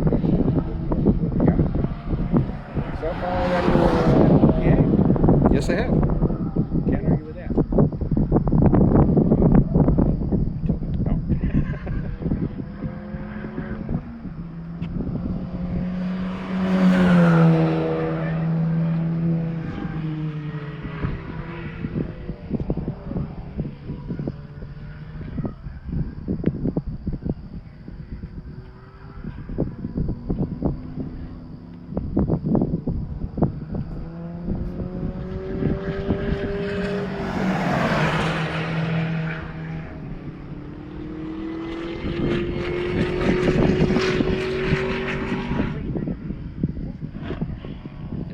So Bucky, what are your impressions so far with the event? It's pretty amazing. It's been fun. Just kind of interacting with everyone, kind of running through the paces for the first time and getting comfortable with different tracks and how the events ran. Brock does an awesome job. His crew does an awesome job, and the weather is also very beautiful and Today, at least. working in our favor. But yeah, aside from my stuff getting wet, I actually enjoy the rain. So I think that's where our car will shine in the rain. As we learn it, as we learn the tires, the Yokohamas, and as we learn all the nice little switch bits that are inside the car. And which Yokohamas are you guys running? We have the AO52s, and yeah, it's a good tire. We drove in the rain yesterday, and it did really well. I'll let you get back to filming your car.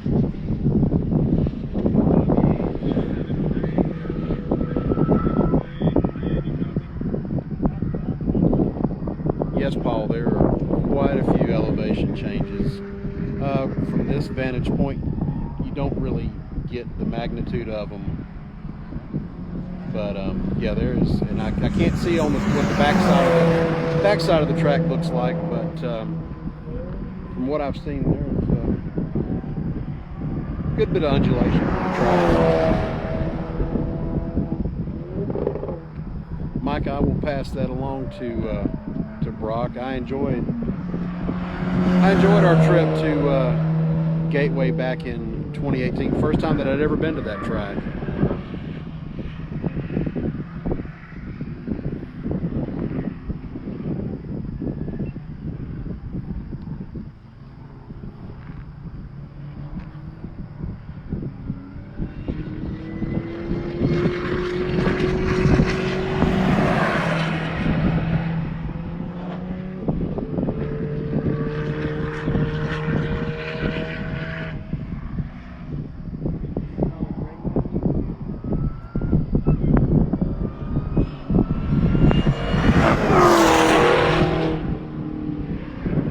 Hodges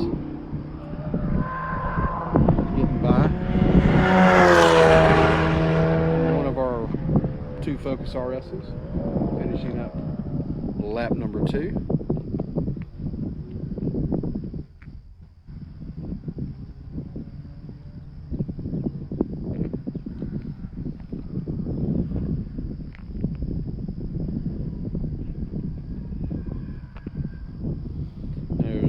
Jenna off in the distance, top of the hill, coming down through turn 11, headed to turn 12.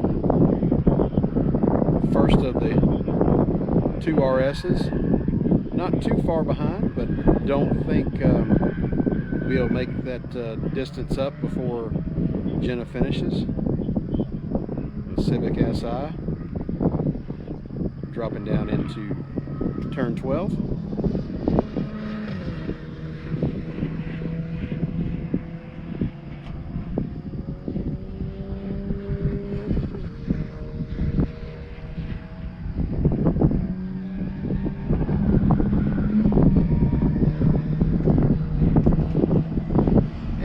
Here comes Jenna Wagner,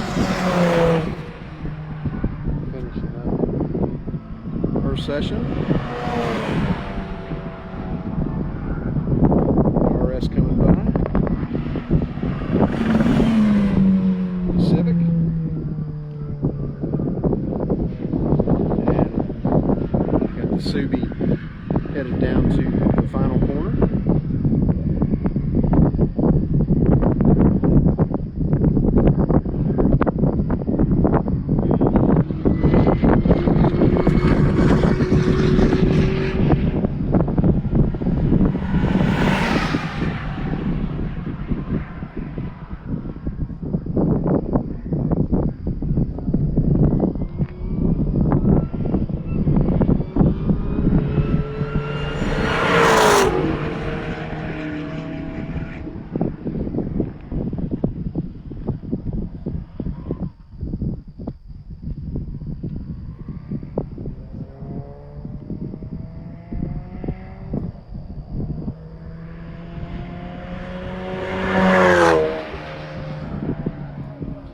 Hey, Bucky, just got a message here on the live stream. Says Stephen Brown says he wants a rematch on the go-kart track. Let's go. Bucky says he's down. Name, time, place.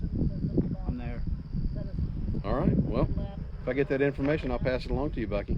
I like a good challenge.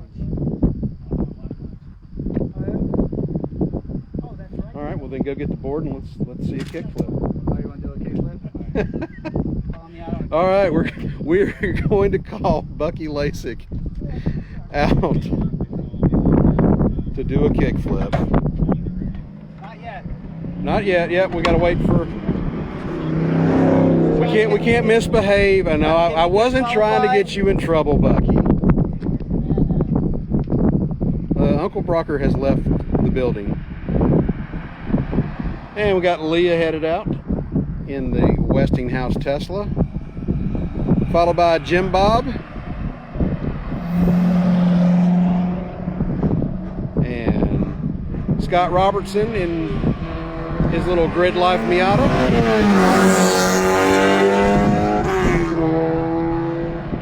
Looks like what we got here.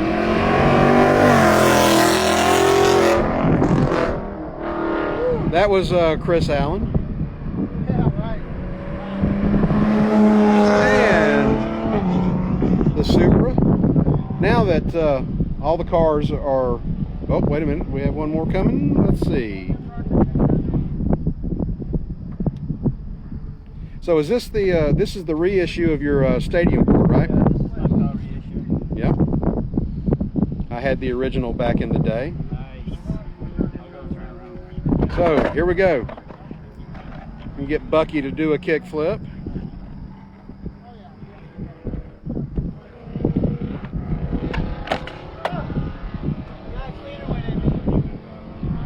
That's close enough for government work. Yeah, we'll just take the first. Yeah, I'm good. In there. I'm good with the first one. I'll edit the second one out. A little skid plate in there.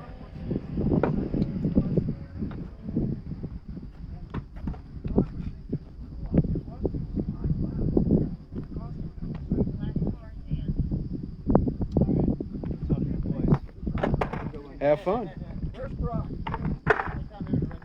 need him? Randy, you need him? Not really, but I'll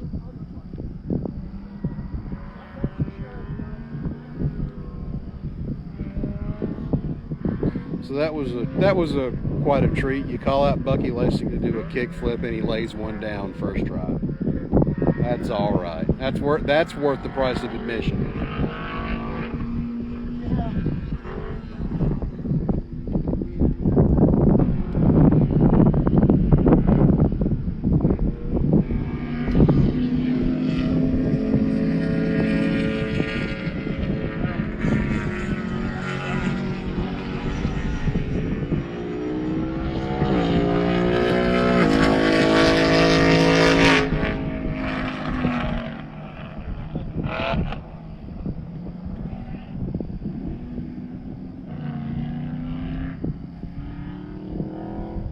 Look, these guys were wanting to race on the recon lap. This ought to be an interesting session here. We'll see how it shakes down here shortly. We got the Supra headed down to the last corner. He's going to tighten up on the grid and we're going to go.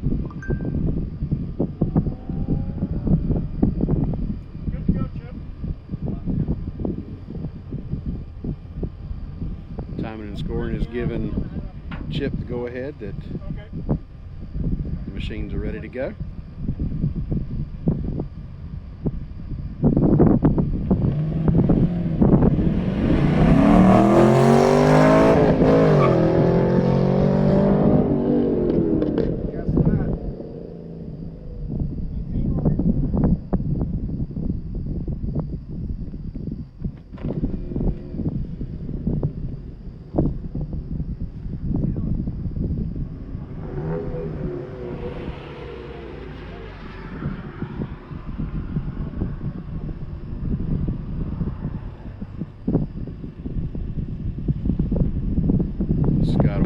green. He's got it.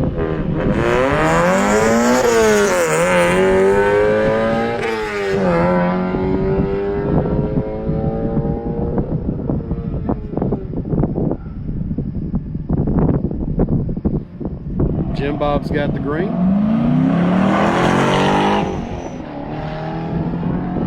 Now, if you're in your office cubicle and aren't supposed to be watching videos right now, you may want to turn the volume down just a touch.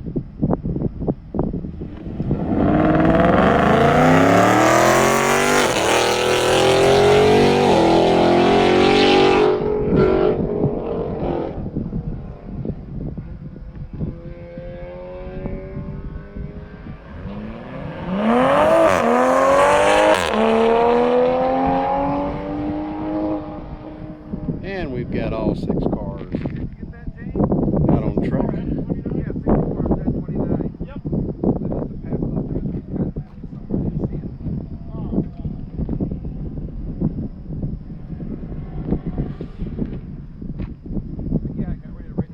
So we got everybody out on track. We got the Camaro just past turn 11, and Leah in the Tesla down through turn 11,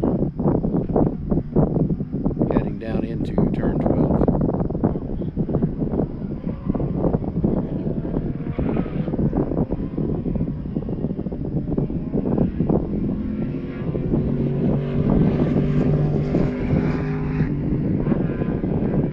Reg, do you even have an office?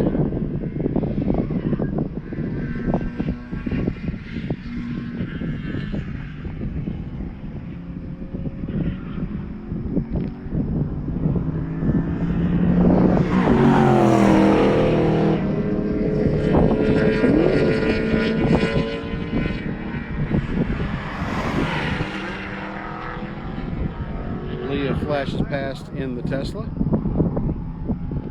Okay, I didn't know. I kind of figured you were kind of the non-office type of person. Everything was on a workbench in a disorganized pile, but you knew where every little scrap of paper was.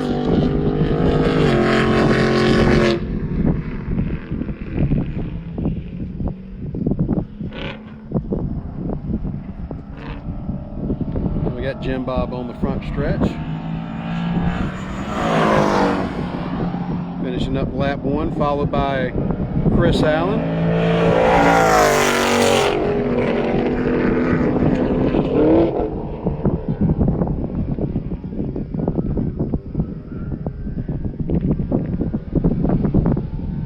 Ha! I knew it. And here comes the Supra, the second of our 2 Supras in the field this year.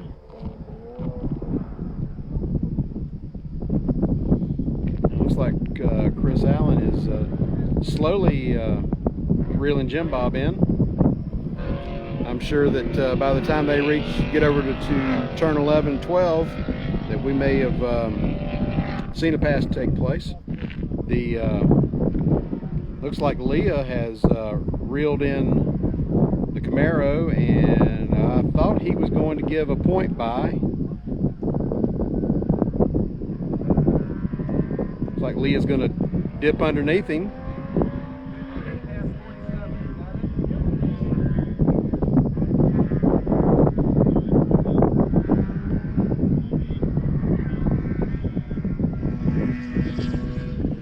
Yeah, Brian, that was. And Leah has passed the Camaro.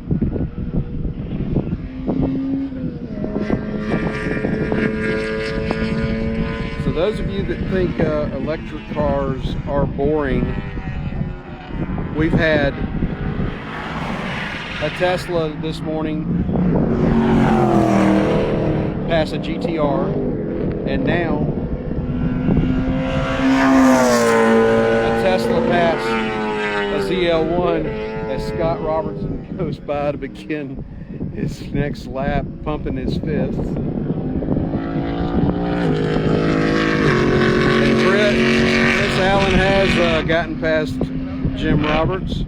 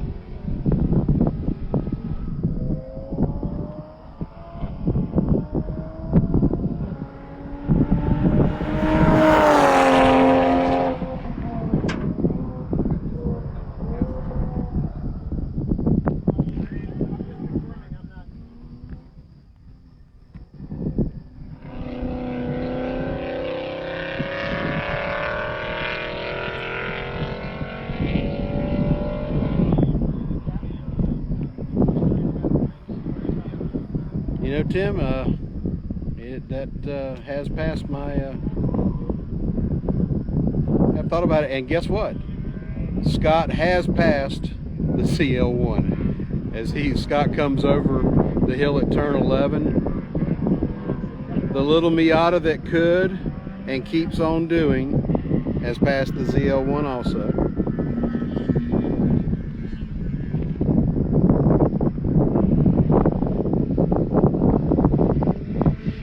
So we should be getting some huge fist bumps in the air. Fist bumps in the air. Sorry, I got my tongues tied up as he crosses the line to finish out his morning session. As Leah comes across, waving.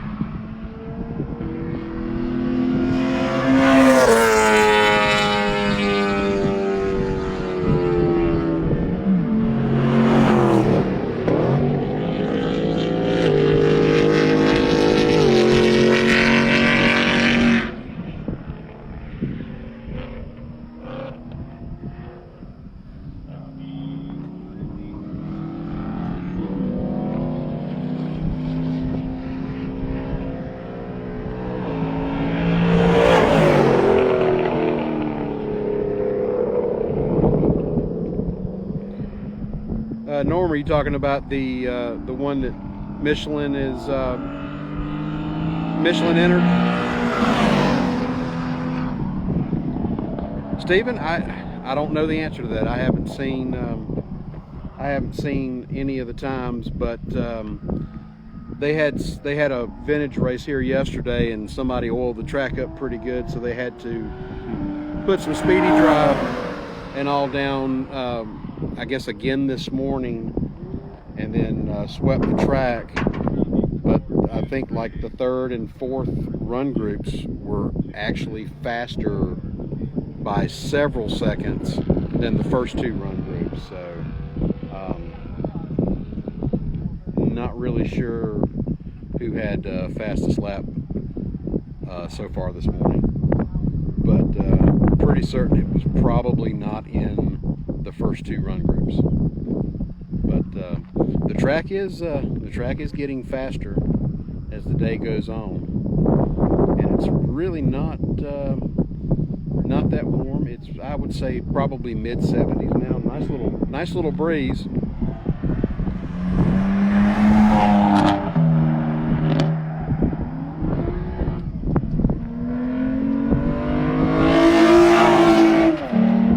Brownie taking off in the Camry. And we got the Celine.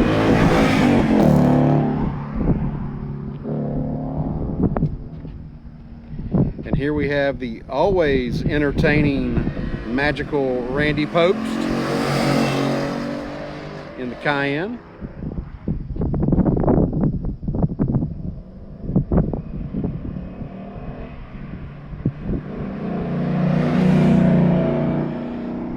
Yeah, Tim, that is correct.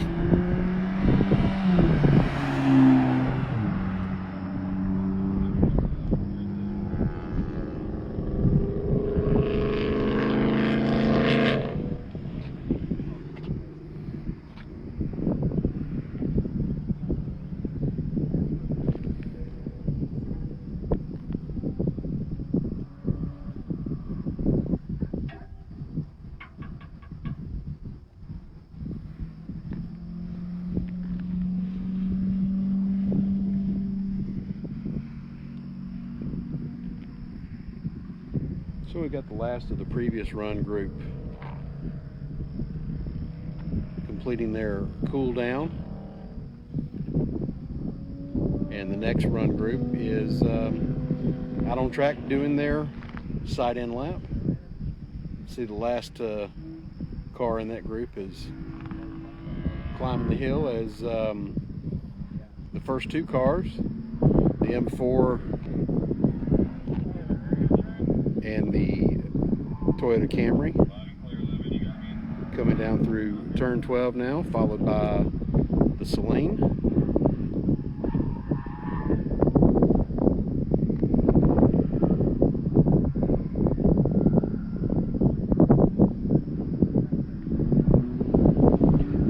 watching Randy go get the groceries is something else. That man can make a paperweight fast. Always love watching him run.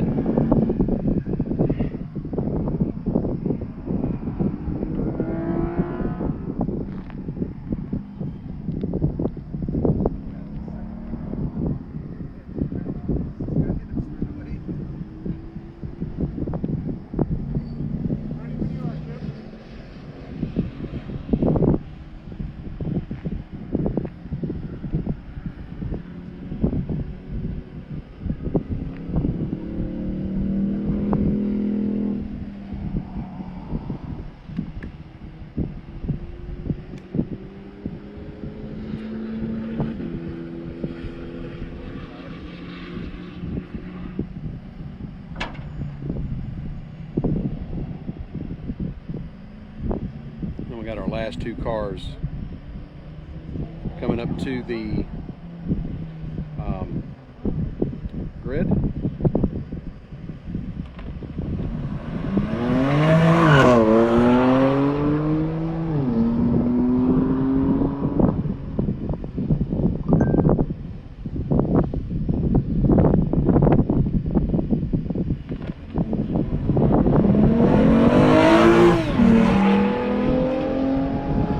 Brownie taking off in the Camry.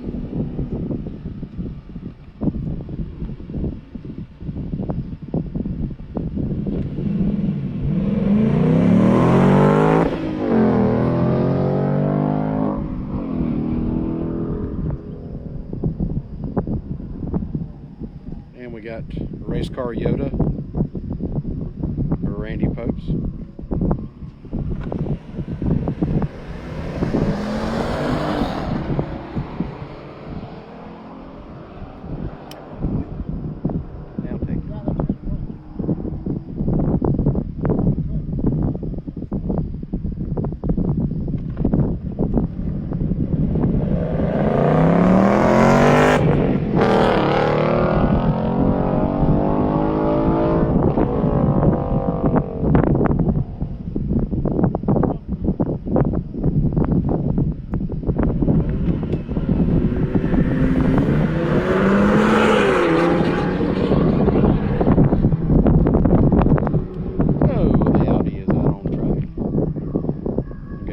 Six cars circling the track now.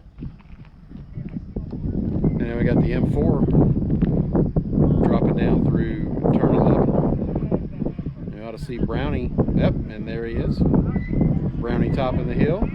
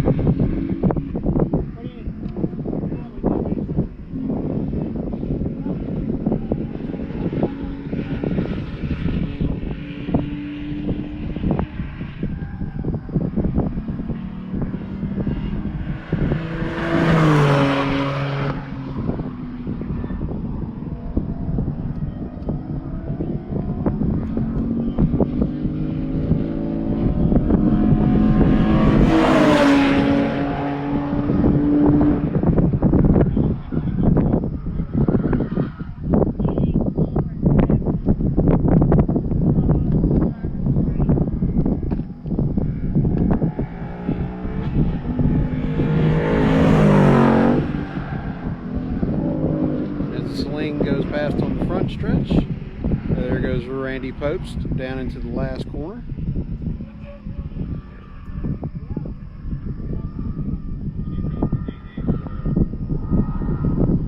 The tire's attempting to argue with Randy, but Randy refusing to argue with them.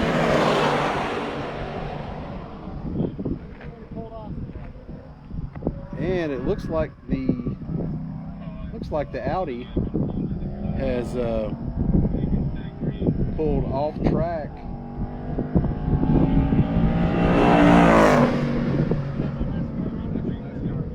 Yep, the Audi is pulled off there at turn 11.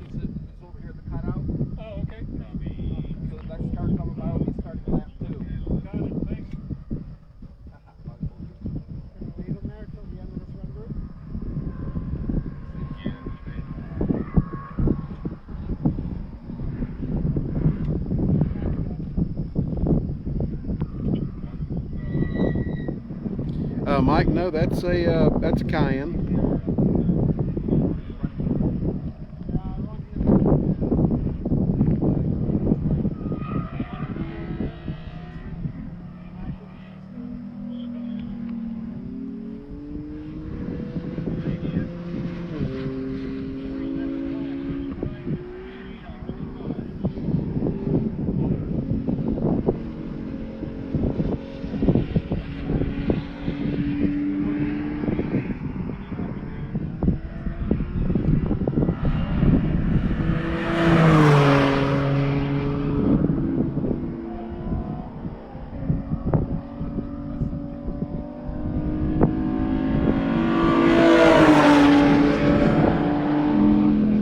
Yeah, that's right, Tim. The car does belong to Enrique.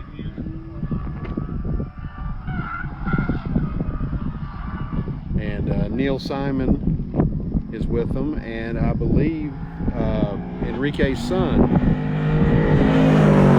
is with them as well.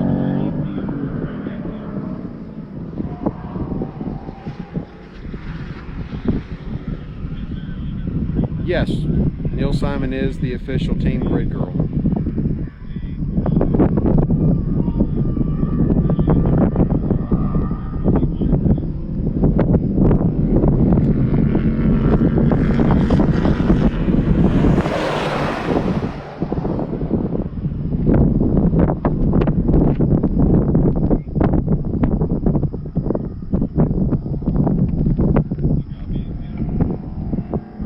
Yeah, I believe it is,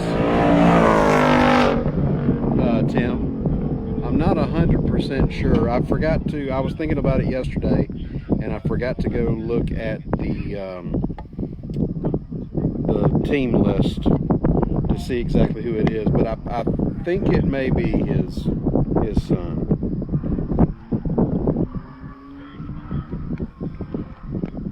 But it's great to see Enrique out with us again this year, and especially Neil out with us.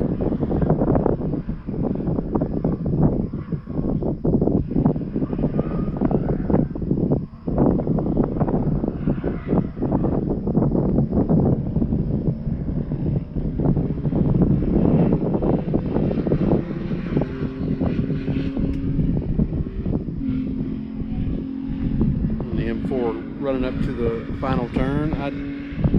I don't know if Baxter's in the car or if Eric is driving. I didn't pay attention to the helmet as they went by leaving pit road, but I do know that this is Andrew Brownfield in the Camry finishing up their session.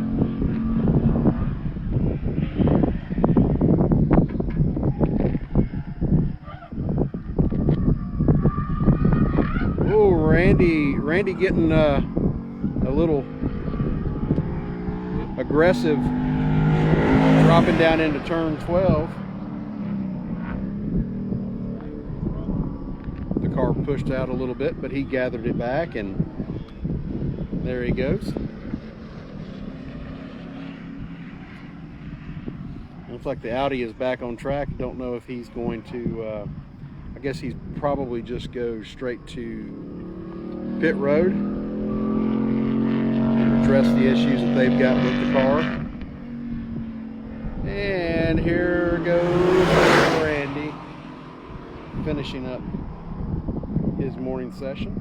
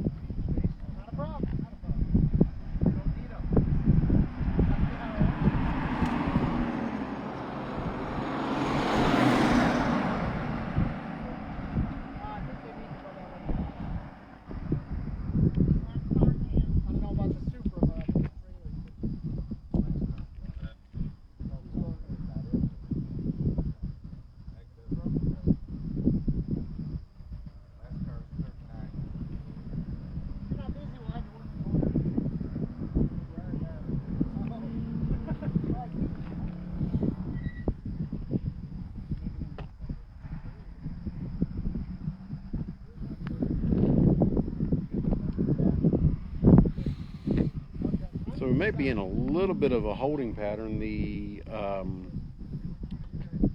Super Pace car and the recovery vehicle just went out. I don't know if there might be another car from an earlier run group out on track. Maybe not, because the safety car just went through the cut through. They're probably sitting there looking for the Audi that actually got away on its own power and returned to the pits.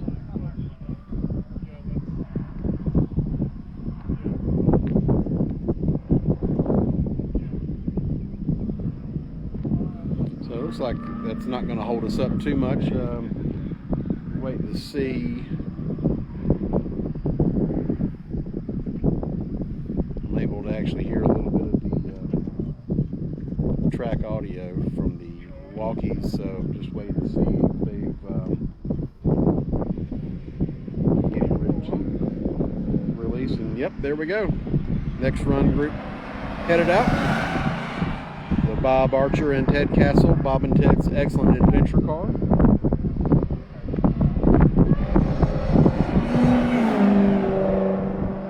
John, I'm not sure because they just kind of ran straight through the little cut through access road and continued on, and they are actually going down and entering the pits right now. Victor Bell's Panamera Hybrid, like his co-driver is in the car.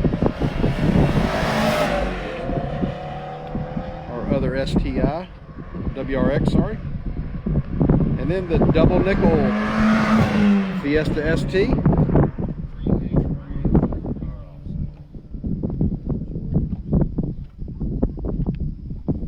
that looks like the bulk of that run group.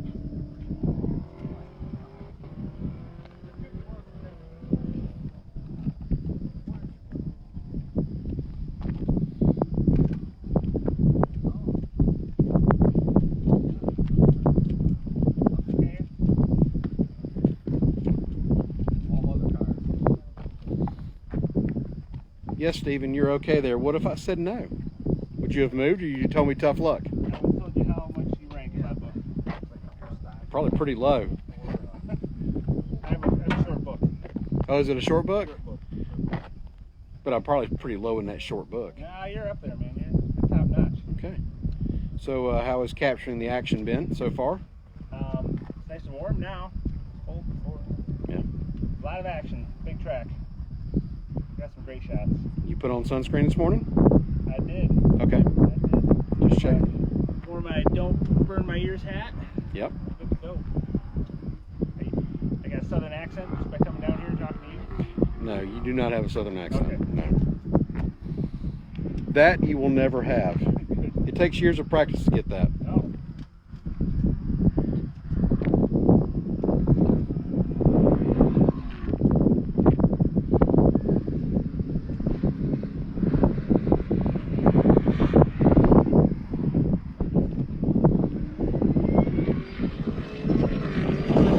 So we got everybody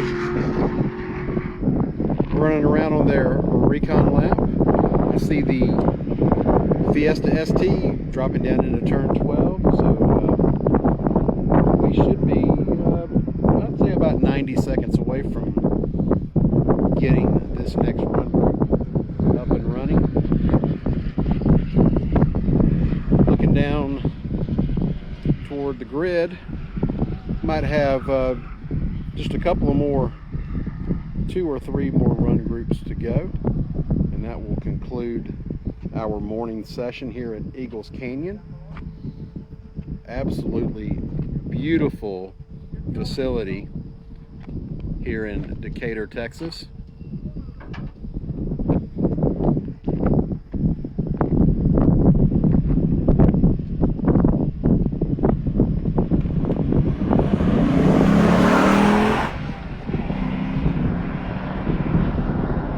Bob and Ted's Excellent Adventure Corvette taking off.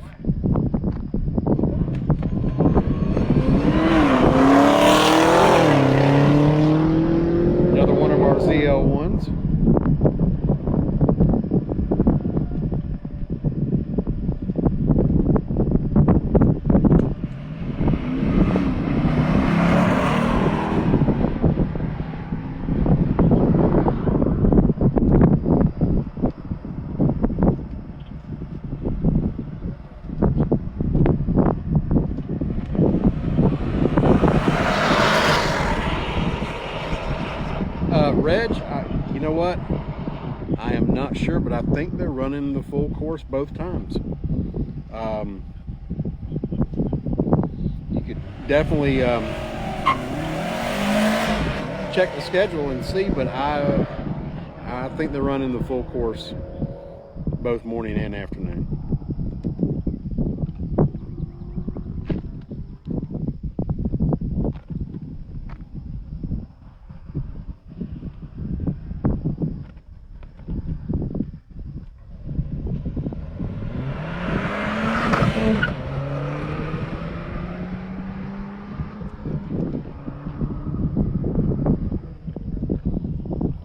Tim Miller, what blasphemy is that?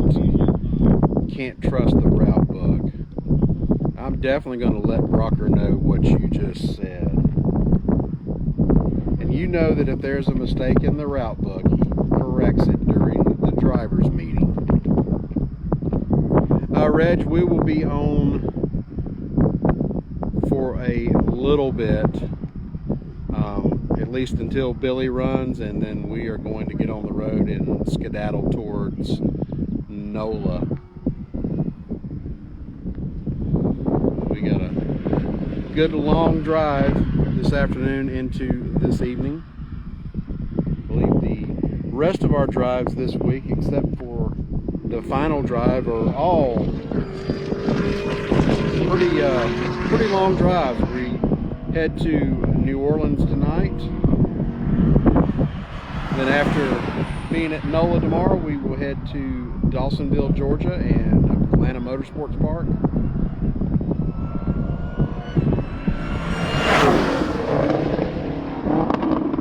Then, after we leave Atlanta Motorsports Park and Lanier Raceway, we're going to stop by to see Glenn Dodd for a moment, and then head to Summit Point in beautiful West Virginia. We'll be there on Thursday, and after leaving Summit Point on Thursday, we will head to South Haven, Michigan, to our final stop, which is at Gingerman Raceway, about 60 miles or so north of South Bend. Stephen, I don't care if it's raining. Your butt better be at AMP. I will unfriend you on Facebook and disown you if you do not show at AMP.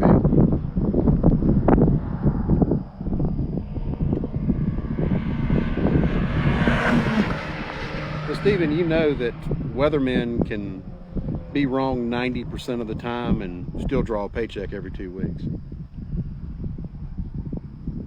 That's why I wish I'd have gone into meteorology.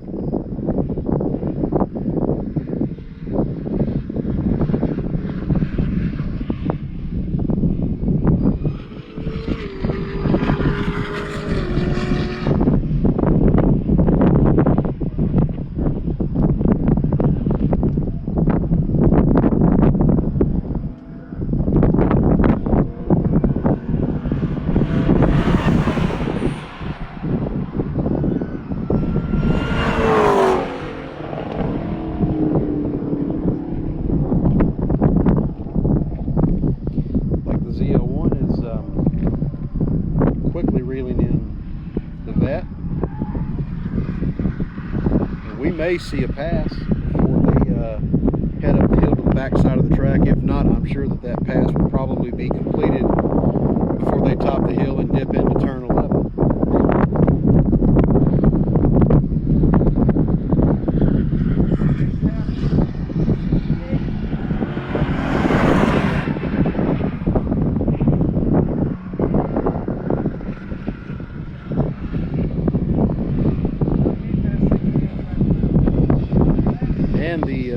Fiesta ST has gotten by the WRX as the Panamera sneaks by. And there goes the double nickel Fiesta ST.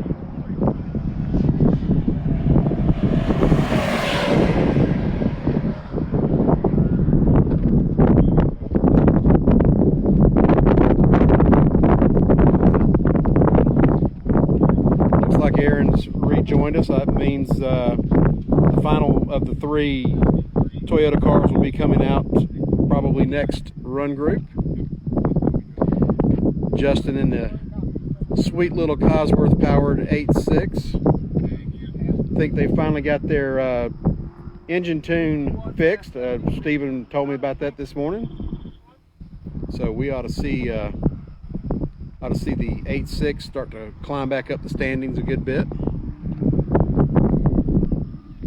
They were having a few engine tune issues earlier in the week, but they've got those corrected. So we should see good things out of the 8.6, and the Camaro has gotten past the Bob and Ted's Excellent Adventure Corvette.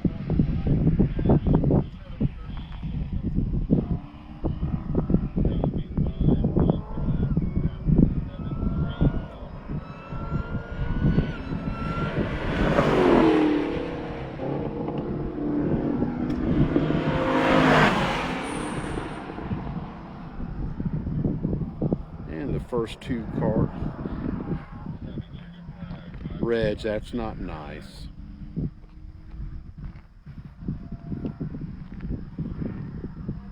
I'm not going to mention a car that we actually pushed around the dry skid pad one year.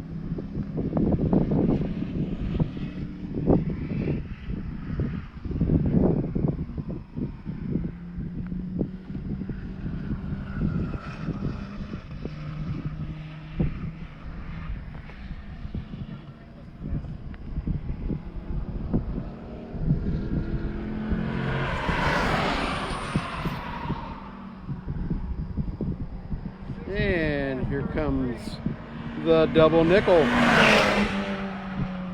Fiesta ST.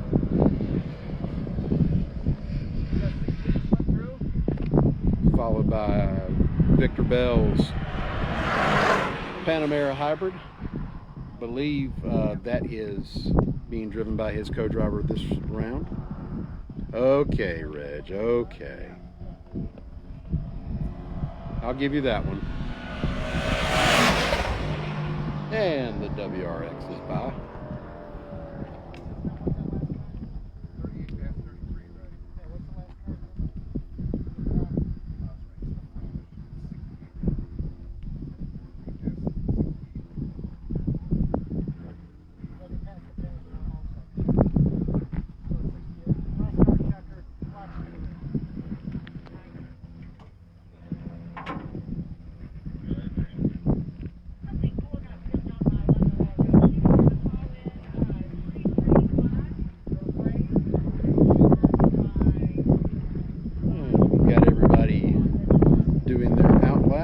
Just a few seconds, I'm going to release the next group.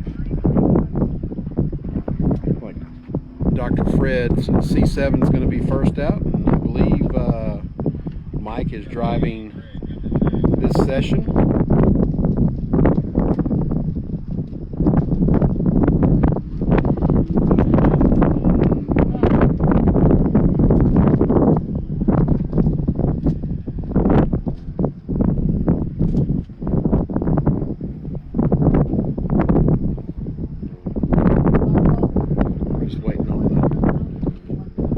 Radio call from Corner Worker that the final car, the WRX, has reached a particular point on the track.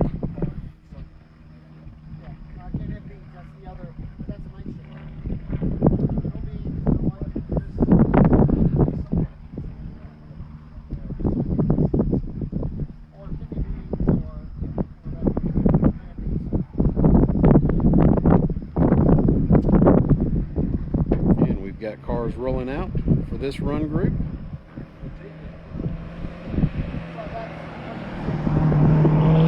Mike giving a good thumbs up as he goes by.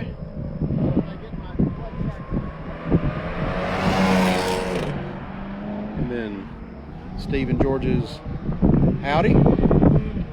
And Justin in the 8.6.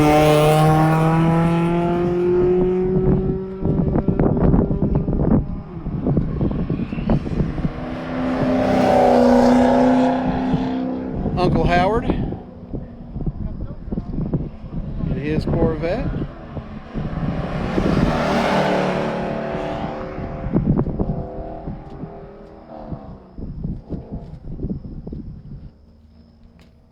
So let's go over and get a little more info on the 8.6. So Aaron, how many years is this now that you guys have run the 8.6? About 5, isn't it? This particular car is 5. We did have a yellow one on loan for the very first time we ran one, which was, I believe, 2015. Yep, that's right. That's the year that you brought every car imaginable from Toyota, and got to deal with Rutledge Wood. No, this was the year before. Oh, that's right. It was 16 that Rutledge came. Yeah. It was a. Let's see. There goes Josh.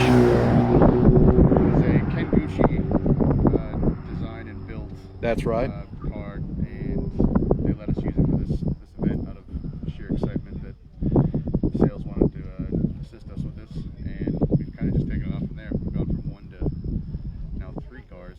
We used to have the Avalon, but that's now our endurance car. Yep. That had its roots here, which is also a really fun car, and no one expects an Avalon on a racetrack. Nope. And that is a tough car. As after the little incident with Andy at Gateway, where it looked bad, but he got his senses and drove away and continued on with the event. That car's a tank. It hit pretty fast. It hit a hard tire wall, but it's got a new outer skin. The body still stayed intact. Yep. No frame damage. Now it's been repurposed to a endurance series. Now the 8.6, have you guys been running the Cosworth engine in it the entire time? Yes. Same Cosworth engine since it was loaned to us for TMS, but now it's ours. Okay. Tell us a little bit about that engine in the 8.6. It was a little shaky in the beginning. Just we didn't do many test runs with it. We had to learn quite a bit through both the one lap as well as our individual test sessions. But we've got it tuned finally to where it's a pretty bulletproof engine. We know exactly what it's going to do and how it's going to react. And now we're just trying out our driver mods, if you will. Yeah. But, we like it. Maybe a little bit slower than the rest of our cars, but it fits its niche quite well. Great. Well, it looks like Justin's on the grid, ready to go. As soon as the other cars get up, we will get going. Josh left the grid just a little bit late, so he's only dropping down into turn 12 at the moment. So we should be ready to go in about 60 seconds with this run group, and I think after that we'll have just one more group to run in the morning session, and we will take a break for lunch and let the corner workers come off the track. They've been doing a tremendous job helping keep everybody safe and keeping everybody informed of anything that happens on track.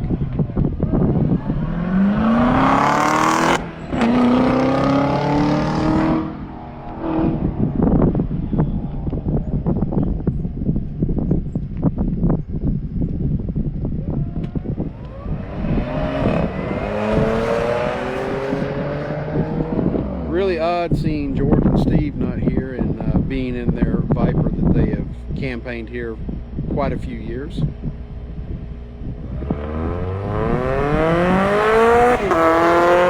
As Justin takes off, but I'm quite certain that the Audi is much more comfortable than the Viper that they've been running for the past years. And there goes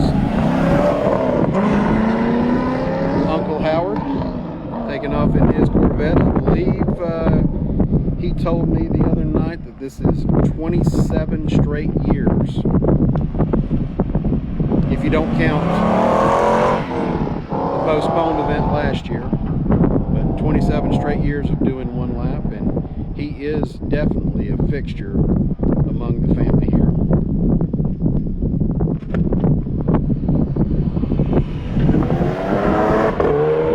And Josh is away in the GTI. And we've got all the cars on track.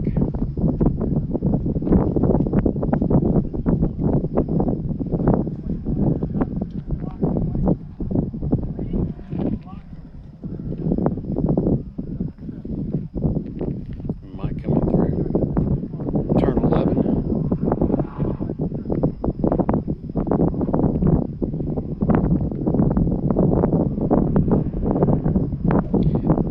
Definitely Reg. I hope he does many, many more.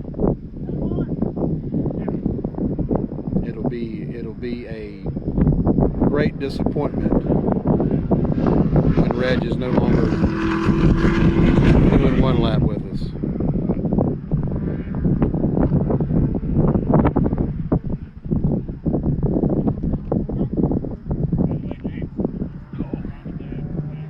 Justin down through turn 12.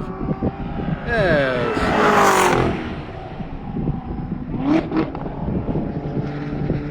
Mike blazes by.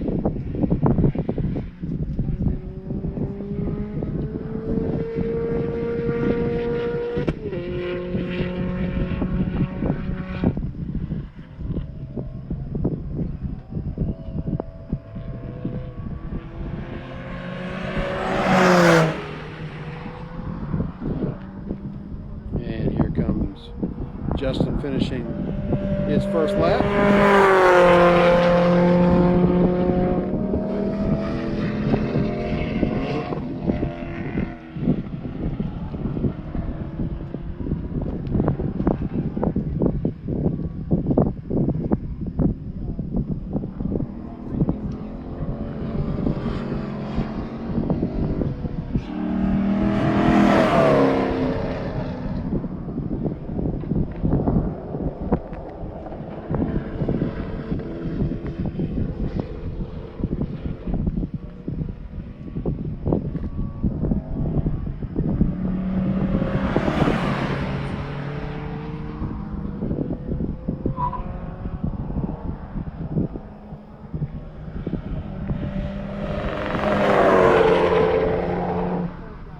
And Josh Pashas completing lap number 1.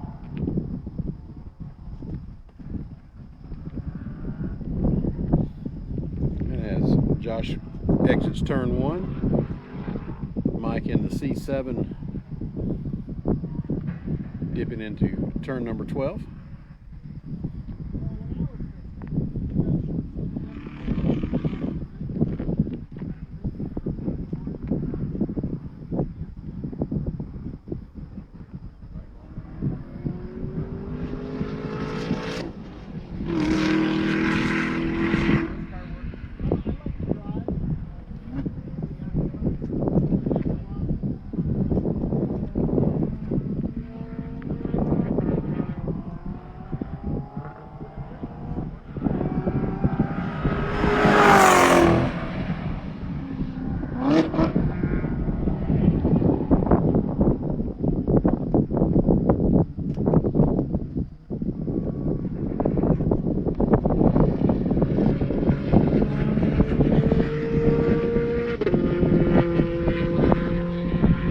Justin reeling in the Audi, which I think we'll see a pass here on the front stretch, but by the time that they surface again going up the hill to the back side of the course, we should probably see a pass.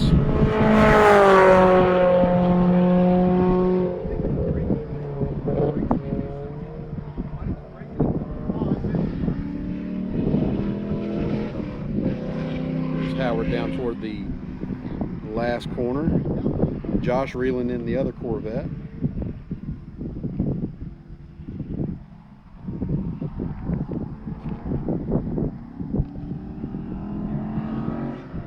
Here comes Howard.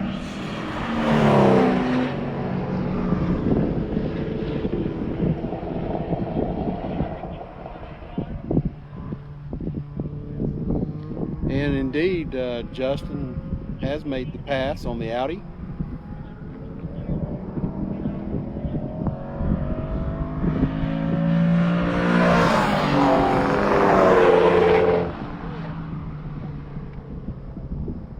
And Mike has gone off in the C7 at the top of the hill. Oh, look at all the dirt. Oh, there he is in the dirt. Just continuing.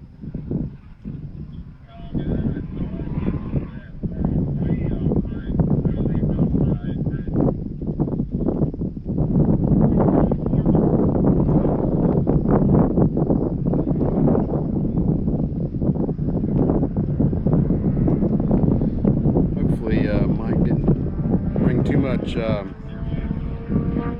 dirt and grass with him getting back onto the track down below turn 11.